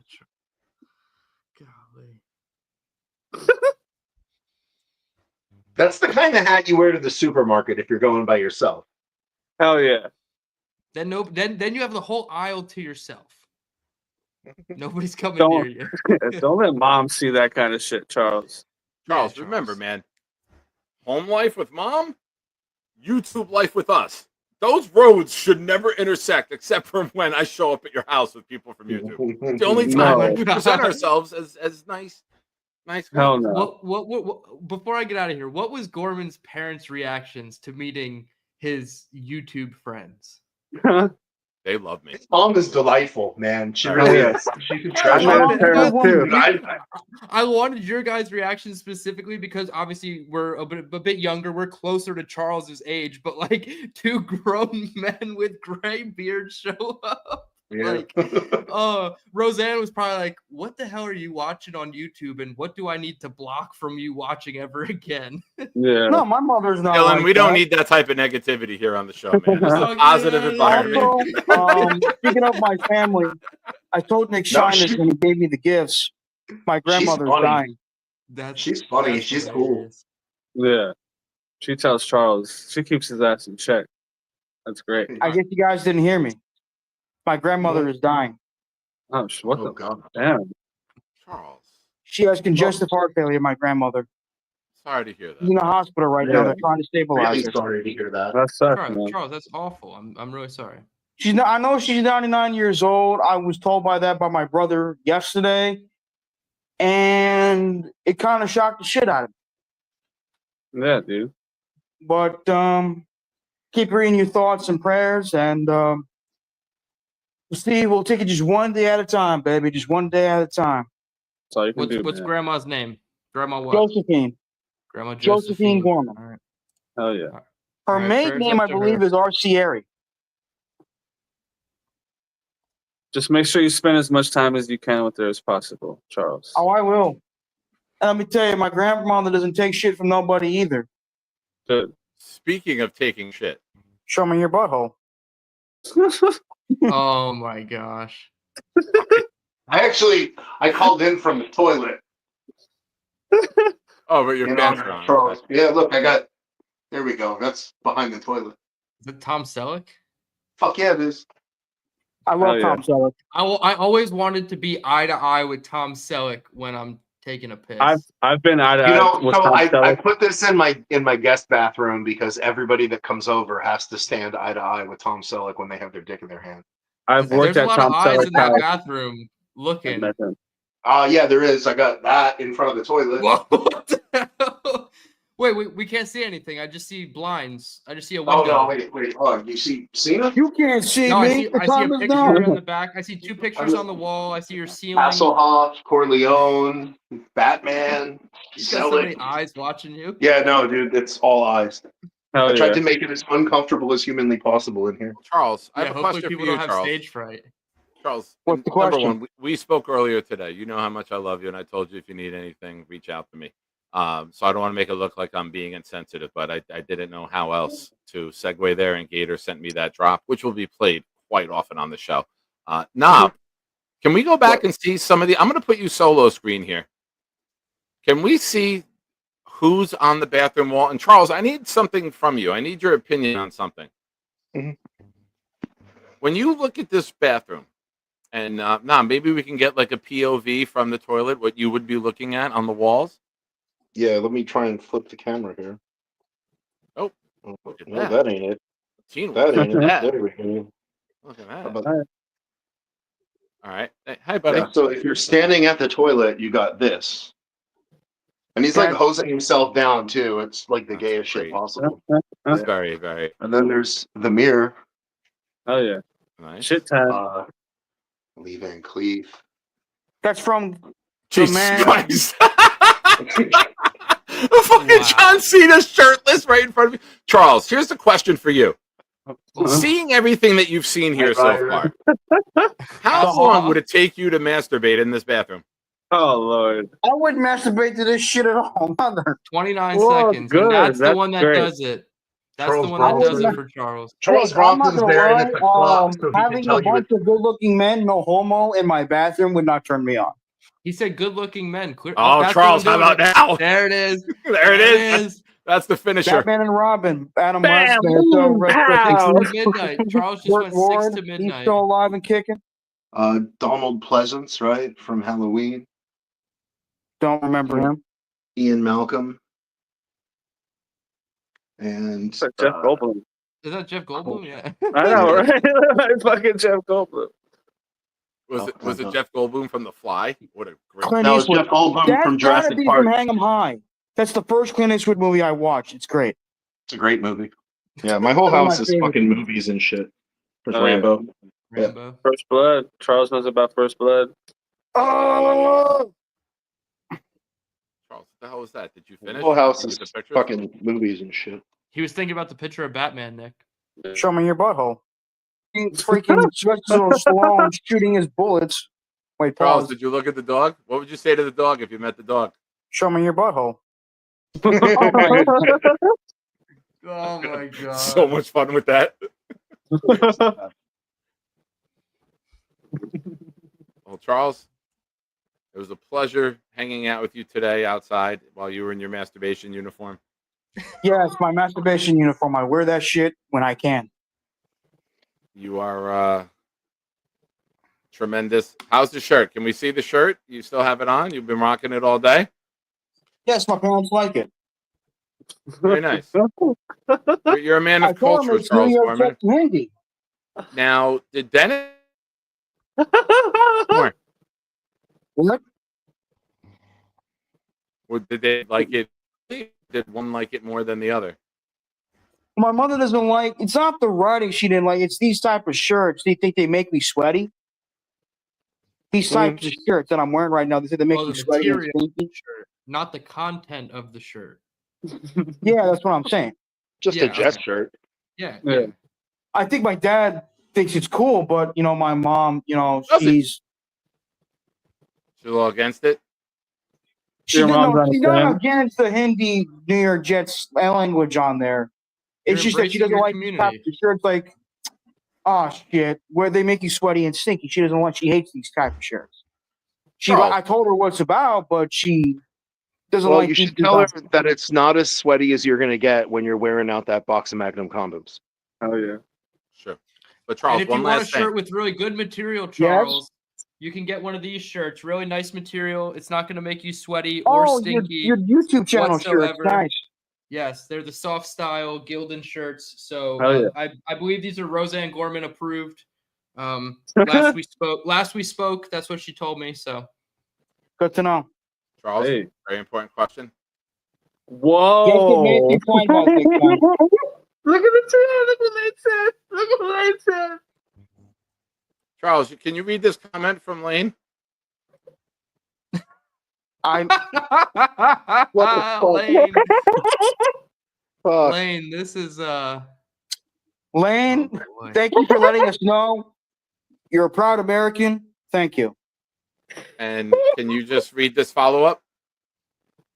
Oh It my looked you. That's what she said. And like,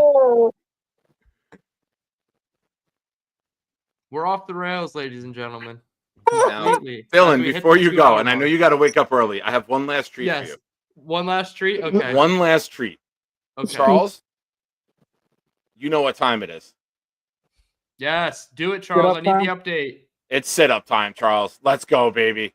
Oh, man. Charles, you have a whole community behind you. There is money being spent on this. Thank God you have Oh, shorts you have on. shorts on, Charles. Thank God. Very good. you know what? I'm doing naked just to piss you guys off. No, you're not. Do not. No, whoa. Hold on. For those of you wondering what he's talking about. No, I'm pissed off at him. I'm done. You gotta put some shorts on, okay? You gotta wear a shirt that's Jesus fucking Christ, dude. You guys think this is funny. It's not funny. Like, look at the physical conditions. Show me your butthole. Who the fuck starts a conversation like that? I just sat down.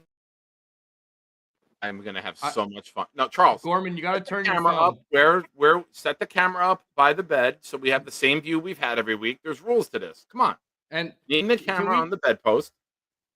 Can we talk Much about like you're gonna Gary in meet that many clip? ladies. Can we talk about Gary in that clip of Charles putting his shorts on, talking about his physical condition? Like, the man is not in his boxers, one thin piece of cotton away from exposing himself. Yep. Also, Dylan, Gorman loves rocking the blue shorts and the white wife beater combination.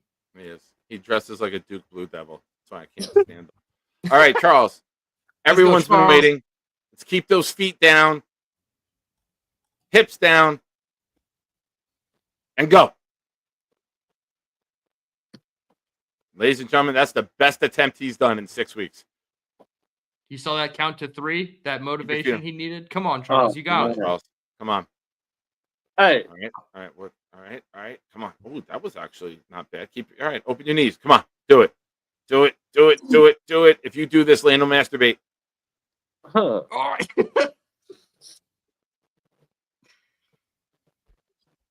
Actually, don't do one. Come on.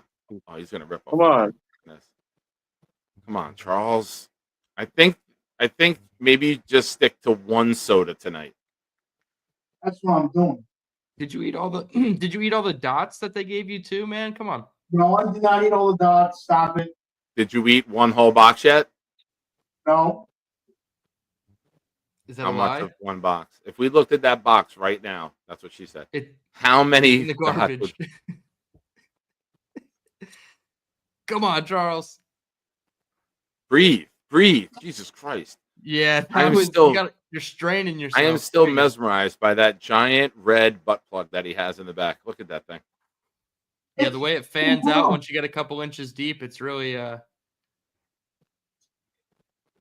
interesting. Big fella says you need Carly motivation. Carly's whoa. watching right now. There he goes. That's it. We mentioned Carly, and he becomes Jack LaLanne. Do it again. Carly's watching. She's doing something while watching. Carly just texted me she's getting hot watching this. Maybe because her air conditioning unit burnt out, but still.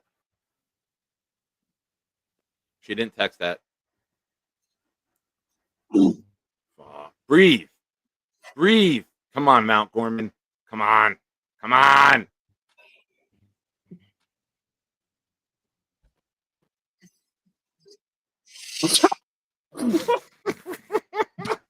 Charles just died, ladies and gentlemen. All right, he's breathing. I see his belly moving. That'd be great. Gator, can you wait? Let me get the comment off of here. Charles, don't move. Gator, can you do like Spaceballs where the thing pops out of his stomach? Hello, my baby. Hello, my darling. Oh, yeah. Right at the end of the movie in the restaurant. Yeah. Oh my god. His legs are dead, Dylan. His legs are dead. Are you still with us, Charles? I'm still alive, Addison. Okay, good. Rick, he's on the ground. He already collapsed. You look like Superman at the beginning of the movie after the hammer of Bulgaria got his ass. Good to know. Come on. Gator, what? You know, There's the that was water. the I'm part. sorry. All right. Sometimes I go too far. I don't know what it takes to do these things. I'm just the idea guy. Gator's got to reel me in sometimes with my ideas. There you go. All right. So what's the official ruling, Coach Shine? How many did he get? How many reps? Oh shit! Oh, here he Hold goes. on. Oh shit! Oh, look at him! this shit. 3, Look at your. 4, This is so much better. 6. This is Every the most push-up crucial you do- exercise for the Magnums. Every 10. push-up you do, you get a dot as a reward. 16. Yeah, Shit. Charles. I need a hero. 20. Let's go, Charles. Let's go. Genergy says, "Come on, Charles." Genergy, no need to tell him. That's what he does every time he masturbates. That's why you got And- that bar. Charles, those push-ups were so much better. I have Yeah, the form on your push-ups was ridiculous. I've always did push-ups better than sit-ups. That's the damn truth. Or push pops. No. Sure, Charles, that was so much better. The push-ups, man. That was. How do you feel, man? I feel great. Can't wait. For what? Nate, he's Feel like had it I on can't all wait. day. He has his brand new New York Jets shirt on, and he wore it to his parents' house, and his parents approve of it. They both like the shirt.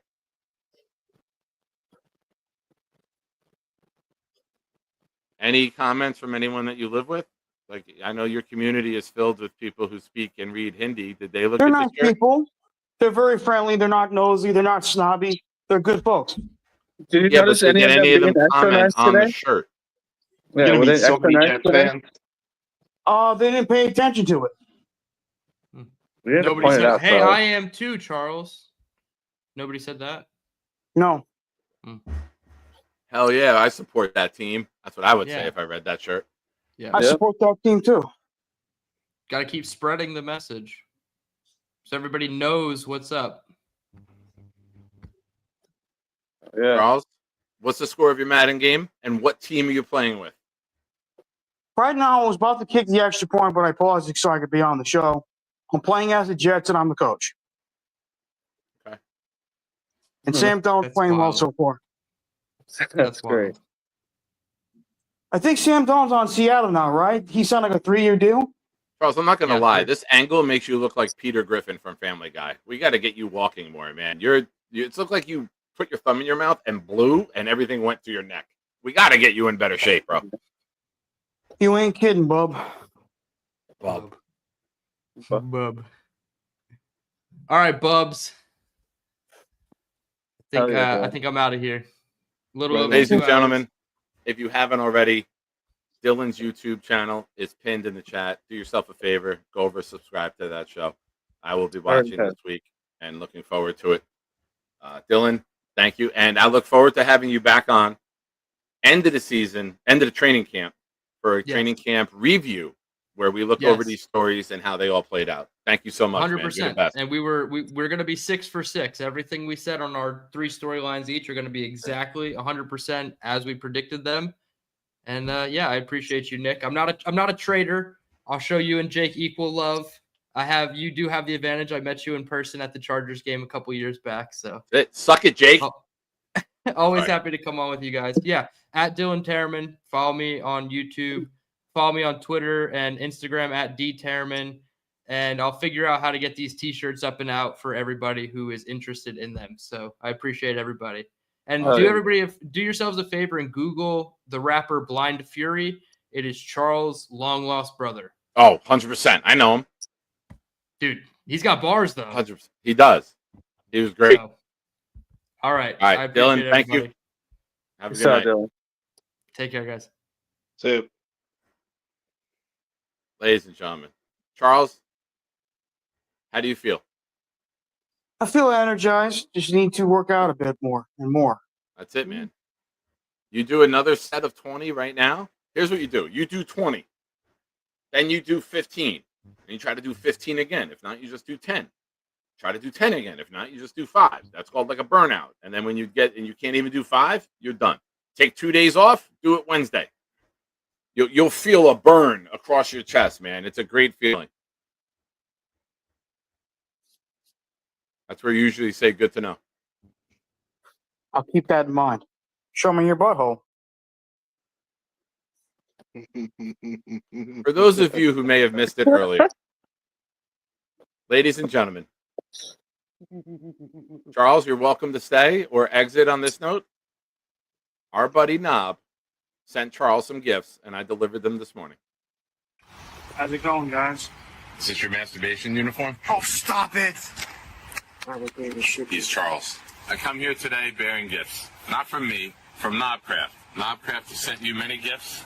I don't know what they are. It's drink cheerwine soda. Now you gotta put it on. Hold on. Don't get ahead of yourself. We gotta go one gift at a time. For the camera, please. Smile. Pork brains with milk grain. Nutrition facts, 3.5 serving size, 2 ounces. It's only 375% of your cholesterol intake for today. Material. I think it's Hebrew or something. It's not Hebrew. It's probably Hindi, and it says New York Jets in Hindi. That's very interesting. Very interesting. I like that. Here we go. Let's get you in your uniform. Hold on. Oh my God. What are these? Large size condoms. The thinnest Magnum condom. So I got That's going to be my screensaver. And I got dots. I love me some dots, man. They're one of my favorite candies since childhood. Fortunately, the only negative I can say, they get stuck to your teeth sometimes. They do.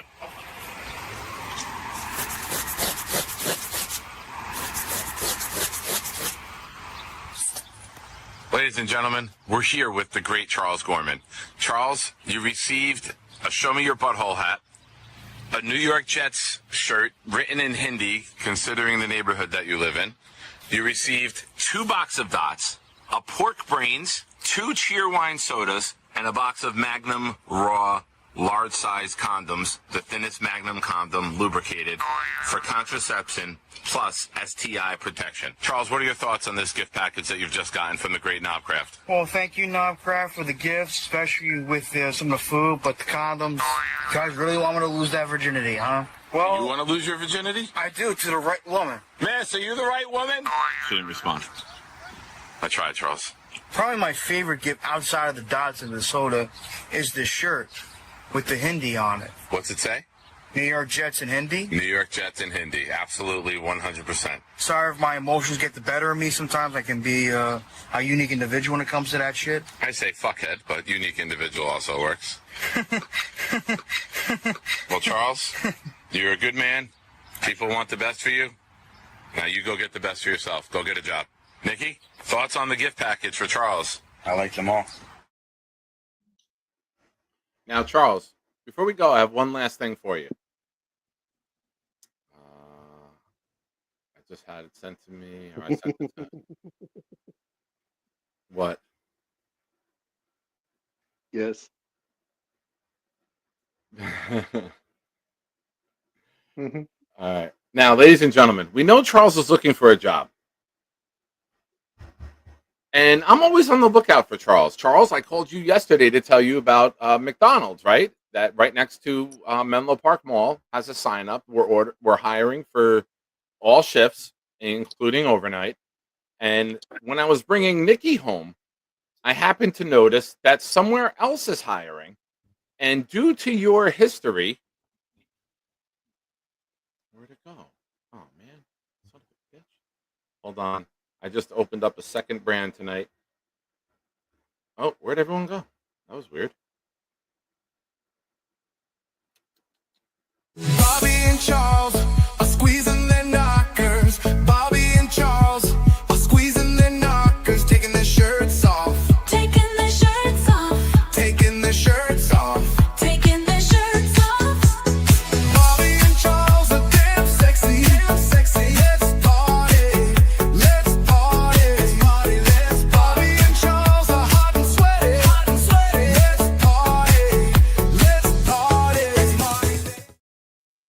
Well, ladies and gentlemen, I'm never gonna not be fucking disturbed by Bobby in that video. well, just wait. It gets better. Club 516 Go-Go near my son's house is hiring bartenders, Charles. Do you think that perhaps you or Bobby could get employed there based off of that video that I don't I've have any emailed them? experience as a bartender. I don't have experience as a bartender. You won't need it. You just slap on that ball cap and walk in there and say you're ready to start. Yep. You just walk in and say, I'm ready to pour a drink and pound some pink. Say you've seen Cocktail with Tom Cruise, and they'll hire you on the spot. I haven't seen that movie. Terrific movie. It Now, is. Charles, here's what you need to do. As soon as we hang up, you can search movie cock space tails and tell us what you get. Oh, fuck. Dave Brigga says he has no experience in anything. Dave Brigga, I have experience. I do have work experience, so you just crossed the line. I used to work at Boss Calls. I used to work at DSW. Let them know. Let them know, Charles. Dave Brigger, I think you need to shut the hell up sometimes. And you say I like to put everything in my mouth. Well, I don't like you when you put your foot in my mouth. Why would his foot be in your mouth? And why? I'm sorry. I'm sorry I worded it wrong.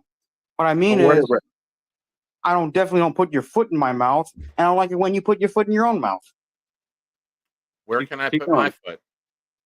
Up my ass. Well, okay. Before we do that, I would definitely have to ask you to show me your butthole. It's going to be Charles. You could become. You can go to med school and become a proctologist, where you'll be asking people all the time that very question. Yep. Now, Charles, are you aware people like Rex Ryan, people like Quentin Tarantino would pay a lot of money to have someone put a foot in their mouth? Are you willing to get into that field and perhaps get money as a foot to mouth guy? Fuck no. What if women were paying for that? Would you be Then willing that's to have your different. foot? That's different. All right. So, all right, we found the line that you won't cross. Does it matter if they were born as a male, maybe switch to female? That's a demographic that might work for you as well. Yeah. Not really, no.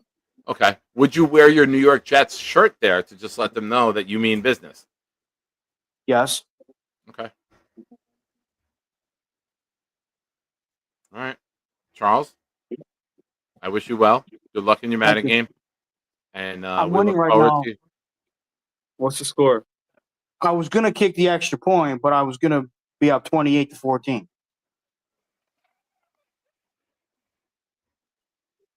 Yeah, So, Gator's got a good point. You need to apply to 3 jobs a day minimum until you land one. Start digging more.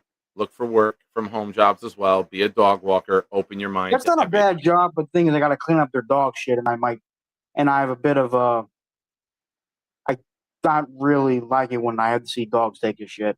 No one does. No one Do you likes know it. that like when dogs take a shit, they stare at you while they're shitting? Charles, you've called into YouTube shows making eye contact with people while you're shitting, but you have a problem with dogs taking a shit outside. You don't find that to be a little bit odd? That is very true, Nick Shine. Thank you, Addy. Sometimes I'm the voice of reason on this show. You're a chronic shitter and you don't like shit. Yeah. What's going on there, Charles? I'll get back to you on that. No, Peace out, guys. You're here now. You're here. You broadcast your dumps for everyone to see, yet you don't want to see it happen. You're famous for shitting, Charles. Yeah. Yeah. What can I say? Why The not best get a shit of all job time. dealing with shit? Yeah. Instead of giving me shit, go get paid to be a part of the solution for dogs. I'll train And them how to use the toilet. It's just digested food at the end of the day, Charles. I will say this, though. I would not trust my dog with Charles. So maybe this isn't the best career. Why? Your new dog? Because Why if somebody won't drives by with a Batman sticker, you're going to let go of the leash, throw your hands up in the air, and the dog's going to be gone. I'm not going to do that. Can't lie to a liar. I'll see you later, guys. Nick, have fun with your show. Knob, thank you for the gifts. Love you, Addison, I'll talk to you later. Peace out. Peace out, man. Show me your butthole. Oh, fuck, that makes me so happy. This is how my dad looked at me with pride, by the way, when I got a job for the first time. How you gonna follow that one up, Lane? Oh, hi. Thank you for never gifting me anything. You know? Oh, shit. Shots fired. Oh, shit. Does Lane Hey, need a hold on. butthole? Number Turn on one. your TV. Yeah, number one, you got to turn the TV down. Give me a thumbs up when it's done. All the way. All the way. All the way down. Now, Lane, Yeah, I know. Yeah, I'm I all the don't way down. have anything to gift you because I don't have the item you are demanding in my possession. It's okay. I don't have Harley's bikinis to send you. Okay. Anyway, oh, hi, Nate. And hi, Nod. I'm not Nate. Oh, hello, Addison. There you go. Hi, Bobby. Ding, ding, ding. What am I, Bobby? No, okay. No, I mean, the real reason why I had it. He's off to a good start, ladies and gentlemen. Yes. Okay, so the real reason why I want to call was, hey, 2 weeks away now until training camp starts. I did hear 2 days. Yeah, 2 weeks. 2 days. So yeah, let me read. Okay, that's weird. Let me pretend I didn't hear that. So Hey, Lane, anyway, remember earlier in the chat you said you masturbate? What were you talking about? it's a common thing. How common is it? Anyway, How common is it in the Kerner household? That's what we need to know. Well, it's a normal thing. I'm not going to get into it. Let's keep Don't get into it right now. Yeah, don't get into it. Keep it PG. Yeah. This is the PG show. Yeah. He's got a pro grip. That's the PG, the pro grip. You work like okay, so anyway, yeah, I mean, so how do you feel about Jermaine Johnson? Because you have him and you signed Tyler, Madison Taylor. I talked about that. Now, going into week like 1, how do you feel? You think that they could come out in the first half or second half? Yes, they'll come out for both halves. Hopefully, ideally. Yeah, I mean, like, so, yeah, and anyway, they gotta be. It's gotta be. It's tremendous. it's like you have to like move the ball going into training camp. Correct. And it's like if you don't do it, I mean, I don't know how the season is going to be if they cannot win like any games this year. Probably not good. Lane, can I say something? Yeah. Leave the football talk to me. You give everyone lessons on life and what's natural for everyone to do. Yeah. Okay. Oh, Yeah. I mean, I like the video that I saw with him with his bottles of soda, his dots, his hat that says B.O. B.O. The whole thing on the thing. Charles is Question for you, Lane. But the butthole thing was them coming out, like walking out of the Show me your butthole. Yeah, that was the video. It was There's the a most question here for funniest you. Thing that okay, let me read this. Yes. Gator. Will they masturbate in the first half or second half? I don't know. I would have to like think about how they feel about it going into be a lot of semen, but you know, like I hope the fans don't get grossed out. If that happens during the first half of the game. I'm sorry. I heard that some players try to do it during the coin toss and shoot at the coin before it hits the ground. Okay, the show is actually going off the rails right now. A little bit, Lane. A little bit. Stay and night by the light and so bright as the twilight's last evening.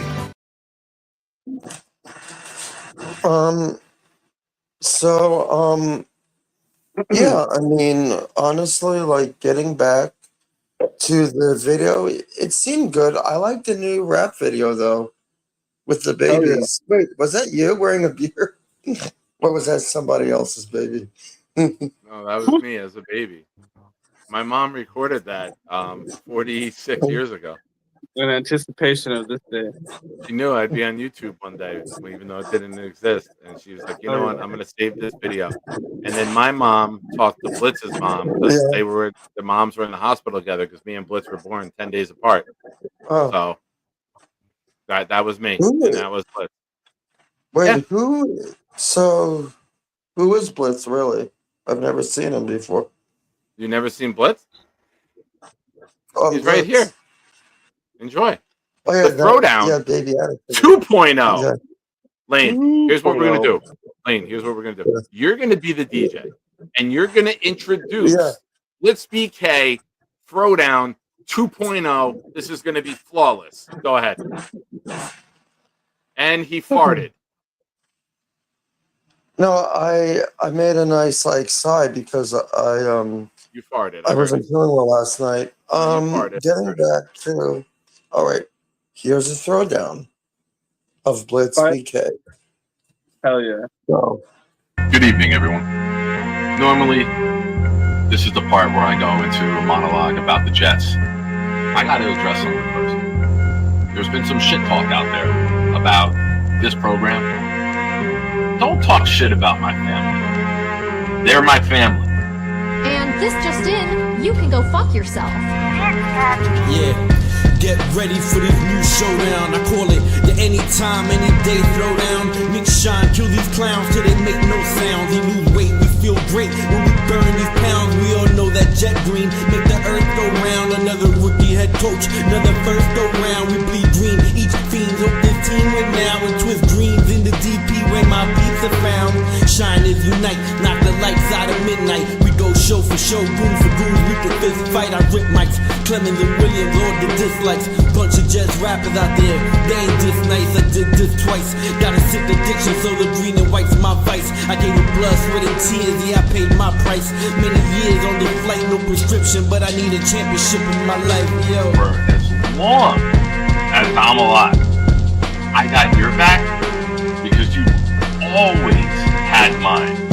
And I fucking love you guys for that. So, keep coming back. It's a fun place to be. We don't turn people away. We don't talk down to people. Maybe we the people, but that he deserves it.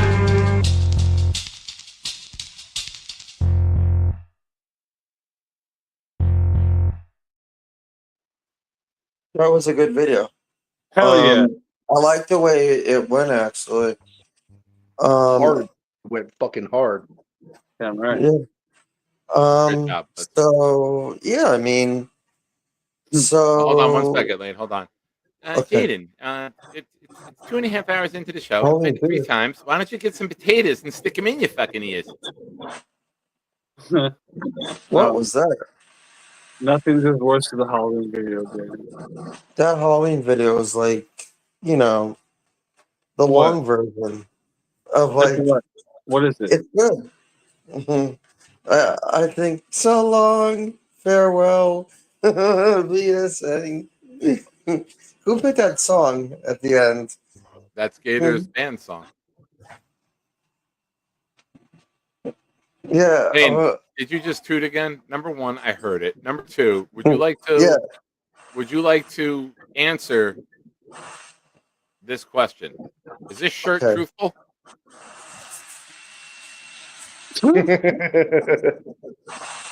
Is that me?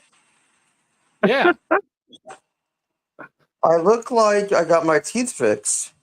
But that's good that you put it up there because I have to go on Tuesday to the dentist to see what they'll do. with my implants. You know, that reminds me of a cartoon character. I don't know who it is, but it looks like Stop you fucking glued my laughing. You're making face me and laugh put it on harder. somebody's body. So funny. That has to be Dixon because that's not me. Lane, I don't remember posing for that. Yeah. Tom Bring this is. picture and tell the dentist, can you make me look like this? I look like a balloon waiting to blow away, actually. Hi, I'm Mr. Balloon. Oh, I do like the workout video of Charles doing the push-ups. That was good. Can you do Matter any? of fact, let's Can you bring do push-ups Charles. Let's see tonight? where Can it you do is. push-ups tonight? Yes, What about okay, you? I'll do them.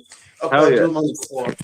You gotta Ready? put your phone up. 1, 2, 3, 4, 5, 6, 7, 8, 9, 10, 11, 12, 13, and 14, and 15. More? 16, 17, 18, 19, 20, 21. All right, that's much as I could do. Oh yes. Oh You yeah, did man. one more than Charles, ladies and gentlemen. The lane train. That's what Emily sees. Huh, Lane? Yeah, I was gonna say when Lane gets his box of Magnum condoms. condoms, that's what they're all gonna be seeing. Yeah, I don't know what that was all about. Yeah, Do I'm you still count- talking to her, actually. Do you count She's like been that with texting me Emily? 100 Do you times. count? Yeah, I've been talking to her still. Like, I was like, That's well, good. she keeps texting me 100 times about how I'm doing. I'm doing good. Do you answer? You Do you motion tell of her the how you're ocean doing? guy? Yeah. Matter of fact, let's see where Bobby is. Let's see if he could come on and say hi if he's up. He's not. Bobby, you there? I think he's sleeping. Yeah. Yeah. What Mike, would a wake up. conversation with you and Bobby sound like? You want me to now? Do you want me to? You be both, you and Bobby. If you were calling Bobby to ask him to You come on want your me to make the YouTube show, TV low, or you want me to say the way he says it? you Lane, do can you whatever make you the want, TV lady. lower, please? Let's. Is there static? You can make the TV lower. Make it lower. Mikey, I'm trying to talk right now. Can you please? Mikey, stop. Mikey, stop. Mikey, can you please let me do my show, please? Mikey, please. That was good. That was. Take it back. Take it back. End scene. Honestly, I mean, that show was good. Good night, big that fella. show was Hold good. on. Good night, big fella. Thank you for the super chats. I'll see you Thursday. Can you do a Mikey midnight call to me? To who? Whoa, wait. to- Yeah, I've heard it. Okay, I'll Yeah, we do know. my midnight call. Hi, Nick, son. Do you hear me? Hi, Nick, son. I love the Jets. Do you hear me? Yeah. Do you hear me?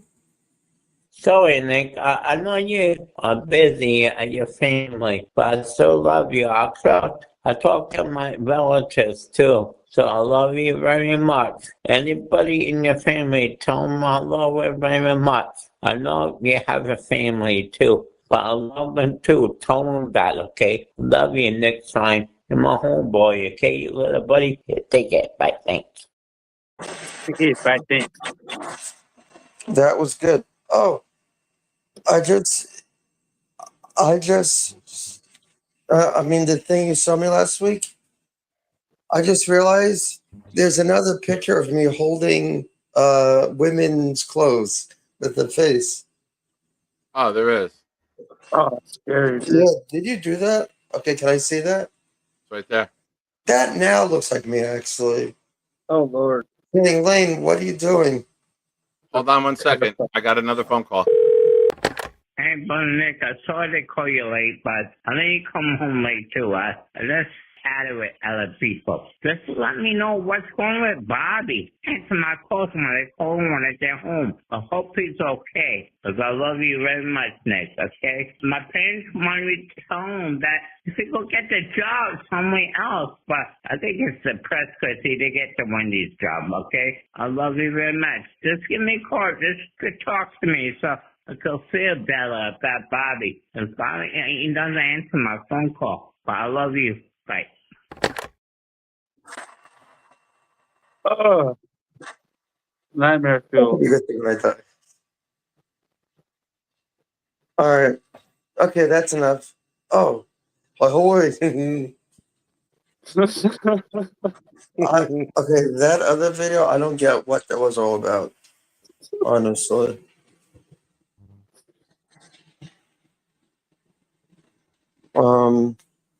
So sticking with like what we about,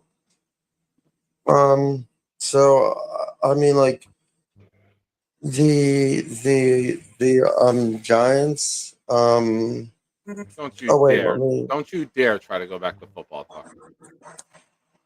I said Thunder Lips. Is that a real mustache he has on or fake? 100% No, it's authentic. fake. Nothing fake about it. Really fake. Why hasn't he been on this show? That's weird. Is he busy? He's doing And mustache work. I don't know, but I don't know what was wrong with Tommy the other night. He was like not himself. I guess he just was off, but really. Do you like Don't Rick act Kent's that hair, unbothered. Lane? What do you feel? How do you feel about Rick Kent's hair? It's fluffy. It's fluffy. Have you touched it? I never met him. Maybe if I met everybody, it'd be good. Would you want to touch Rick Kent's hair?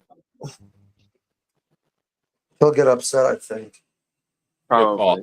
Very good He'll be call. like Jaws. Well, I think he'll probably eat my hand. Could Well, you, like, could you put your phone down and run around the room like Gator asked?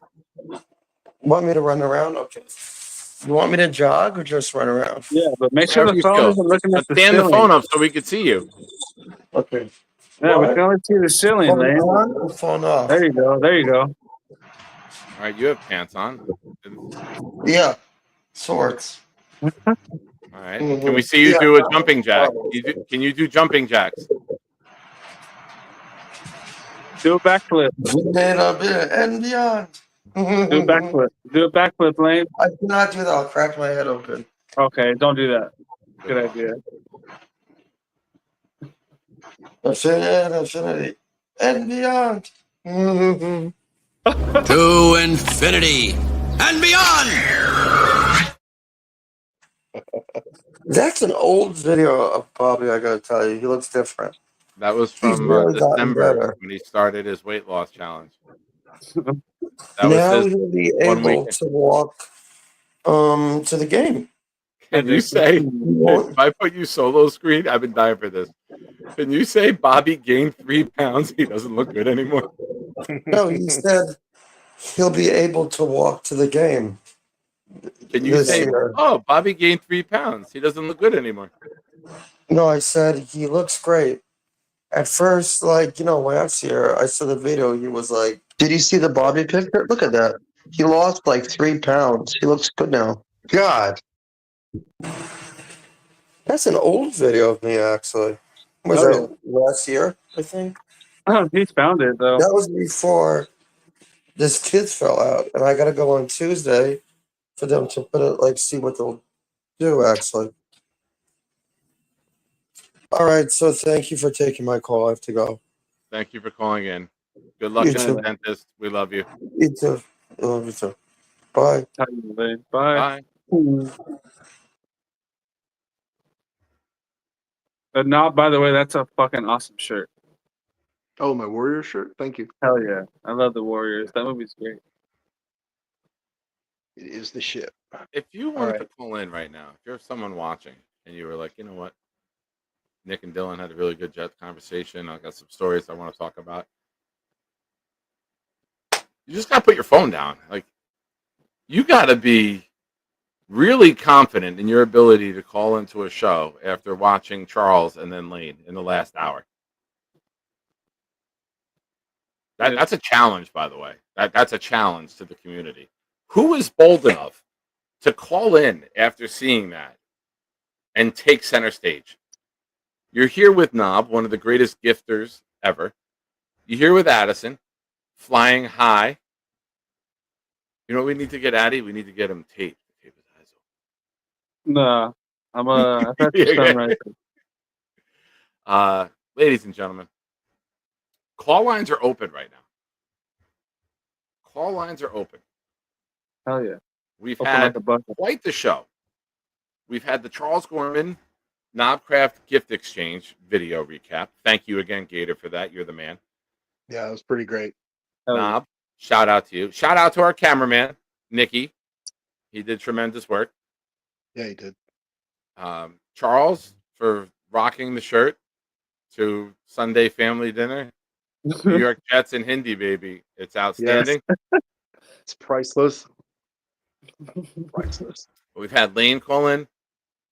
We had Dylan with our training camp preview. For those of you in the Discord, I said, I'll read you word for word what I said when I promoted this show. Gonna be a fun show. Lane is asking for bikinis and had to delete his dress from the YouTube chat. Highlights from dropping off Knob's gift package to Charles. Dylan Tereman joins me. Do not miss this episode. And Chris B was on fire. Had like 50 comments in the chat. Many people were chatting it up before the show even started tonight. Shout out to all of you who couldn't wait. News for you. This week, all through training camp, Shine Time, sunrise, 9 a.m. Eastern.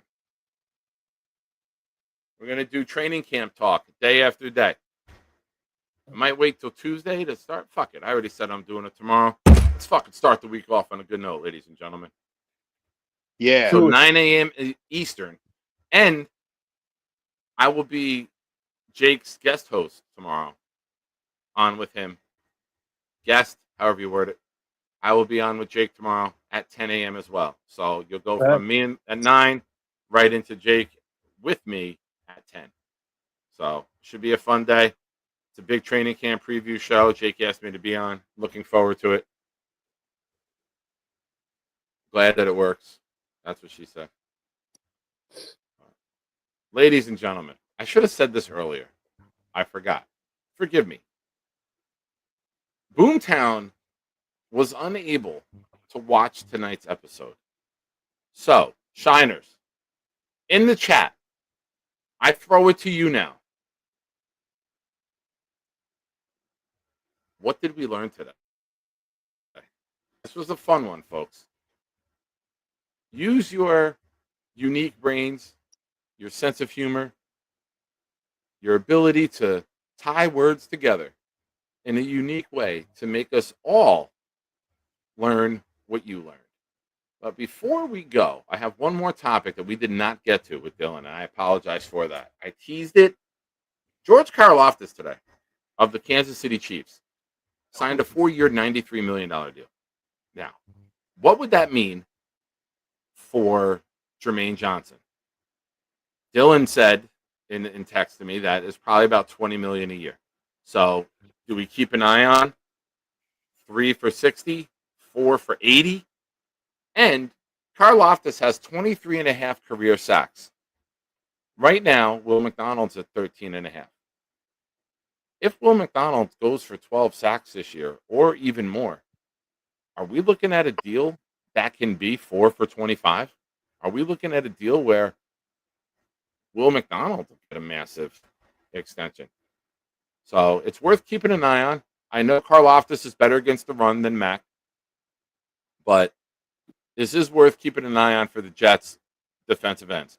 I think we like our defensive ends. I think they're both pieces that can be here for a very long time. And I think this contract could have implications for the Jets and number 9 and 11, 9-11 coming down the road. So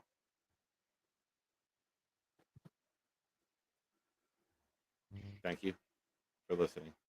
I forgot that banner. But what did we learn? I learned that Knob's a real nice guy and a great gifter. I learned Addie has a banging jersey on. Yeah. I learned masturbating is a common thing in the Kerner household. All right, let's see. Learn that we comfortably wear my gifts to dinner. Oh, yeah. I learned Roseanne Gorman is not a fan of things that are super gay. Just gay. I can't believe he went home shirtless. Oh, he's probably got clothes there still. All right. Chris B. Chris B learned what Boomtown learned. So nothing. Clancy, I promise you, late tonight, early tomorrow, you check this stream in YouTube, and Boomtown will put what he learned in the comments of the video. He will not disappoint. He had to take his nephew to a soccer tournament, and they were doing really well and dominating, so he had to stay longer today. I think he left on Friday for it. So shout out to his nephew, whose team is doing really good. Johnny Boy, I learned that Knob is a fucking genius. Don't forget it. Dave Briga, Sunday busy day, and I dozed off. Dave, go back and rewatch the beginning. Dylan joined me about 15 minutes into the episode, and we had a good time. Do it. Eli, we learned Lane now has eyes for Genergy and her bikinis. Charles also can do push-ups better than sit-ups. And we learned 6 things we should keep an eye out for in training camp. Well done, Eli. And thank you again for getting gifted and gifting a membership. Oh, yeah. I learned that I want a T-shirt in my Christmas stocking this year. There you go, Jeffrey. That's what we're looking for. Dave Briga. I learned what I knew previously. Charles remains infantile and unemployed. Lane's Lane. Patty Grimes. I learned Charles really liked the condoms. David D. I learned that there are Hindu language Jets shirts. Yes, there are. Oh, yeah. Let's see. Is Charles It's watching? a little research gets you a long way. Now, I don't think Charles is watching the show. Charles doesn't watch shows if he's not on. Nope. Hell no. Should we do a reveal or no? No. Okay. Never. Okay. Never. All right. All right. Until he You want tells to me. reveal? He I don't does want to it. ruin it. Perfect. Okay.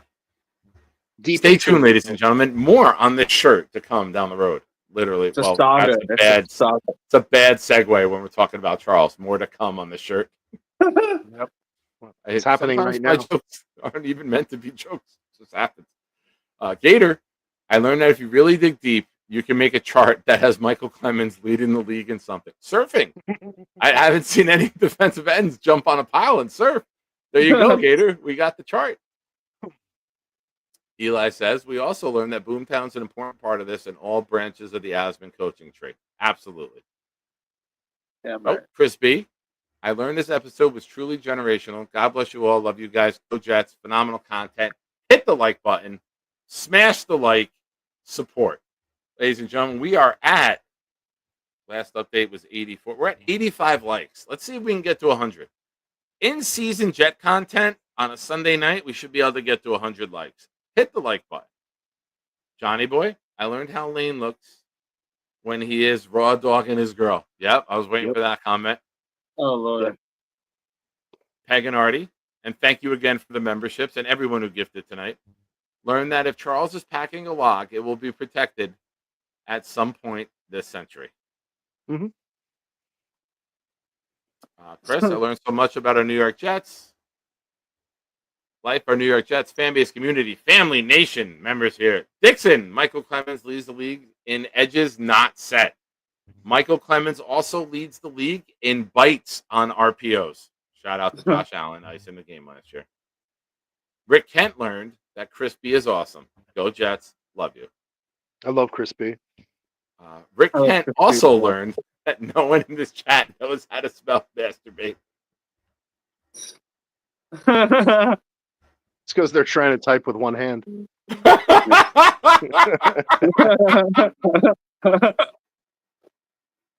It's tough to tap with one thumb over you. Ladies and gentlemen, we have a special call in right now. The legendary Dom C joins us right at the end of the show. What's up, brother? Hey, Dom. What's going on, dude? How are you, man? Oh man, I was I had you in the background listening to all this Gorman stuff, so I had to call in and just say, "What the fuck?" Just say, "What in God's name is going on?" Well, much like with your episode, the first hour, 15 minutes, I had Dylan on, and we did a training camp preview. So there is Jet talk up until about an hour and a half into the show. It's all good, dude. I'm just busting your balls a little bit.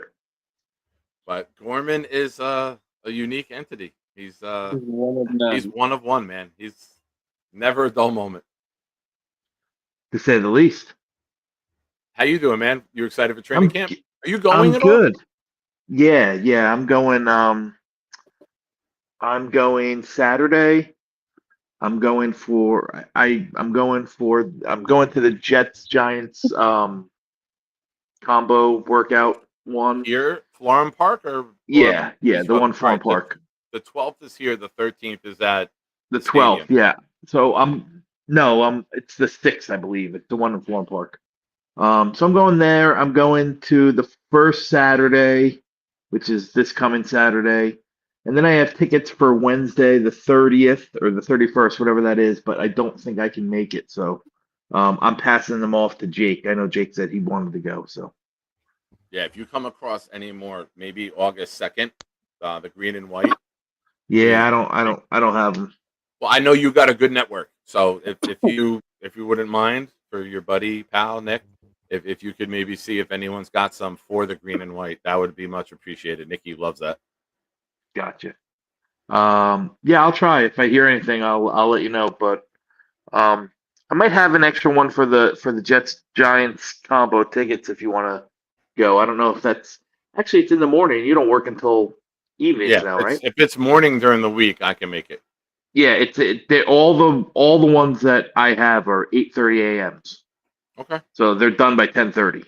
Yeah. No, I can make that. I'll take it if it's for the taking. That's what she said. But yeah, I will. That's what she said.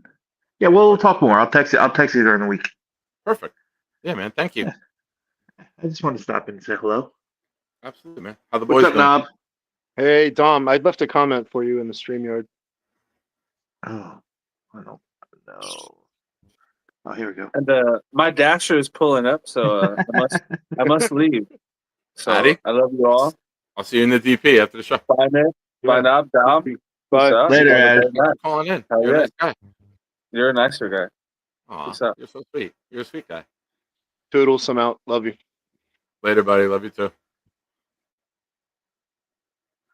Well, I guess I know how to really chill and vibe, huh? No. I did the what did we learn, and that's the wind down, like right at the end, and we're right at the end of the show. But I'll stay on a few more minutes to talk to you. No. I just, like I said, I just wanted to stop in and say hello. I was listening to you while I was jamming away playing some Madden. So kids are asleep. Everything's quiet in the household. So how's that? There you go. Awesome. All right, well, sir, I appreciate you calling in, and I don't know if you heard the announcement. Weekdays 9 a.m. I'll be doing some shows now in the morning. So 9 a.m.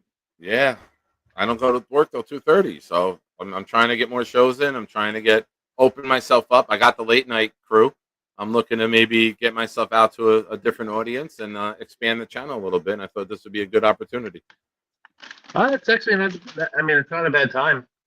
I mean, people go on to see. I mean, those who watch Boy Green will probably just move right over to you. There's that void between Boy Green at 7:30 and Jake usually at 10:30, 11. So yeah, so I figured let me wedge myself in there and take advantage of that. You know, because not everyone can stay up till 11:20 when I get out of work. So maybe this will help open me up to some new viewers and keep these same guys as well. Awesome, bro. All right, well, let's talk this week, man. I'll let you know about the tickets. Perfect, man. You're the man. Thanks All for calling in. We're good. Hey, nice little surprise there with Dom C at the end of the show. But, ladies and gentlemen, that brings us to the end. We had a very fun-filled, entertaining, I think, knowledgeable show. I love talking football with Dylan. And I think that when we opened it up after that, he's Charles. So everyone is welcome to stay and watch the videos at the end of the show, except for Jaden D'Angelo. We're going to play the new Blitz BK throwdown. We're going to play the Charles video one last time. Show me your butthole. Not that one. No, I'm pissed off at him. I'm done. You gotta put some back shorts on, okay? You gotta wear a shirt that Jesus fucking Christ, dude. You guys think this is funny. It's not funny. Like, look at the beautiful conditions. Show me your butthole. Who the fuck starts a conversation like that? I just sat down. Ladies and gentlemen, thank you for watching. Hit the like button if you haven't already. We are at, refresh, 89.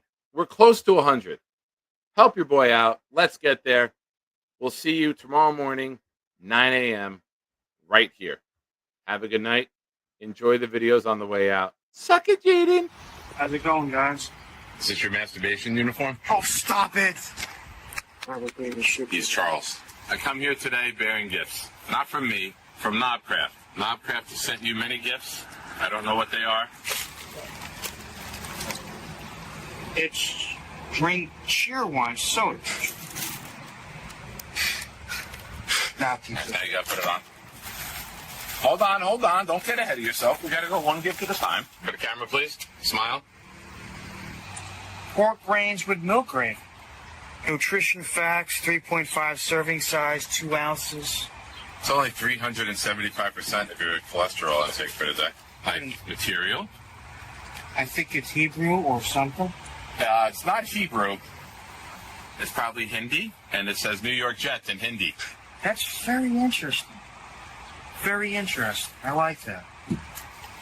Here we go. Let's get you in your uniform. Hold on. Oh my God. What are these? Large size condoms. The thinnest Magnum condom. So I got That's going to be my screensaver. And I got dots. I love me some dots, man. They're one of my favorite candies since childhood.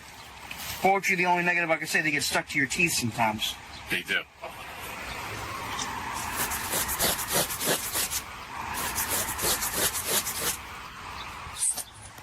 Ladies and gentlemen, we're here with the great Charles Gorman.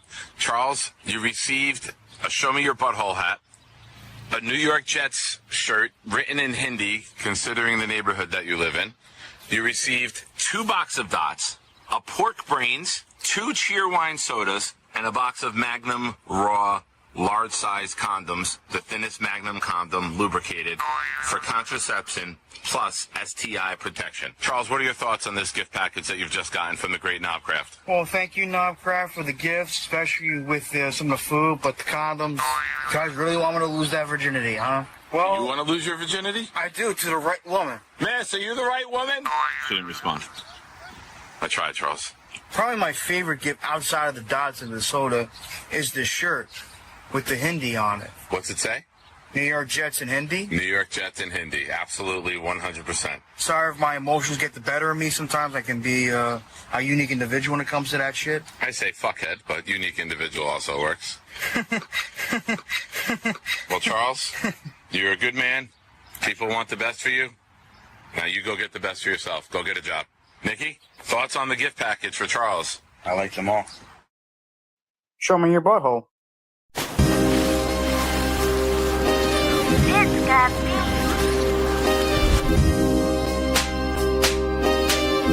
Gentry covered in football. Any day, any night, we all shine, bro.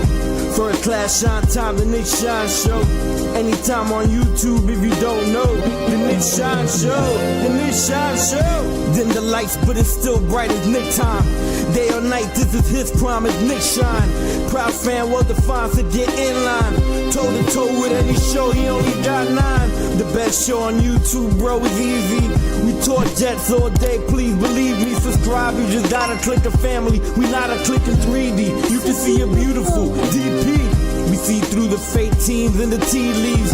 So we pray for a coach and a QB and hope that we close to the top in the new league. A toast to the host with the most, Nicky. Who, me? Any day, any night, we all shine, bro. First class shine time, the Nick Shine Show. Anytime on YouTube if you don't know. The Nick Shine Show, the Nick Shine Show. Fantastic. Good evening, everyone. Normally, this is the part where I go into a monologue about the Jets. I got to address something first. There's been some shit talk out there about this program. Don't talk shit about my family. They're my family. And this just in, you can go fuck yourself. Yeah, get ready for this new showdown. I call it the anytime, any day throwdown. Nick Shine, kill these clowns till they make no sound. They lose weight, we feel great when we burn these pounds. We all know that jet green make the earth go round. Another rookie head coach, another first go round. We bleed green, each fiend hope this team win now. And twist greens in the DP where my beats are found. Shine is unite, knock the lights out of midnight. We go show for show, goon for goon. We can fist fight, I rip mics. Clemens and Williams, all the dislikes. Bunch of Jets rappers out there, they ain't this nice. I did this twice. Got a sick addiction, so the green and white's my vice. I gave it blood, sweat, and tears. Yeah, I paid my price. Many years on the flight, no prescription, but I need a championship in my life. Yo. For as long as I'm alive, I got your back because you always had mine, and I fucking love you guys for that. So keep coming back. It's a fun place to be. We don't turn people away. We don't talk down to people. Maybe we the people, but that he deserves it.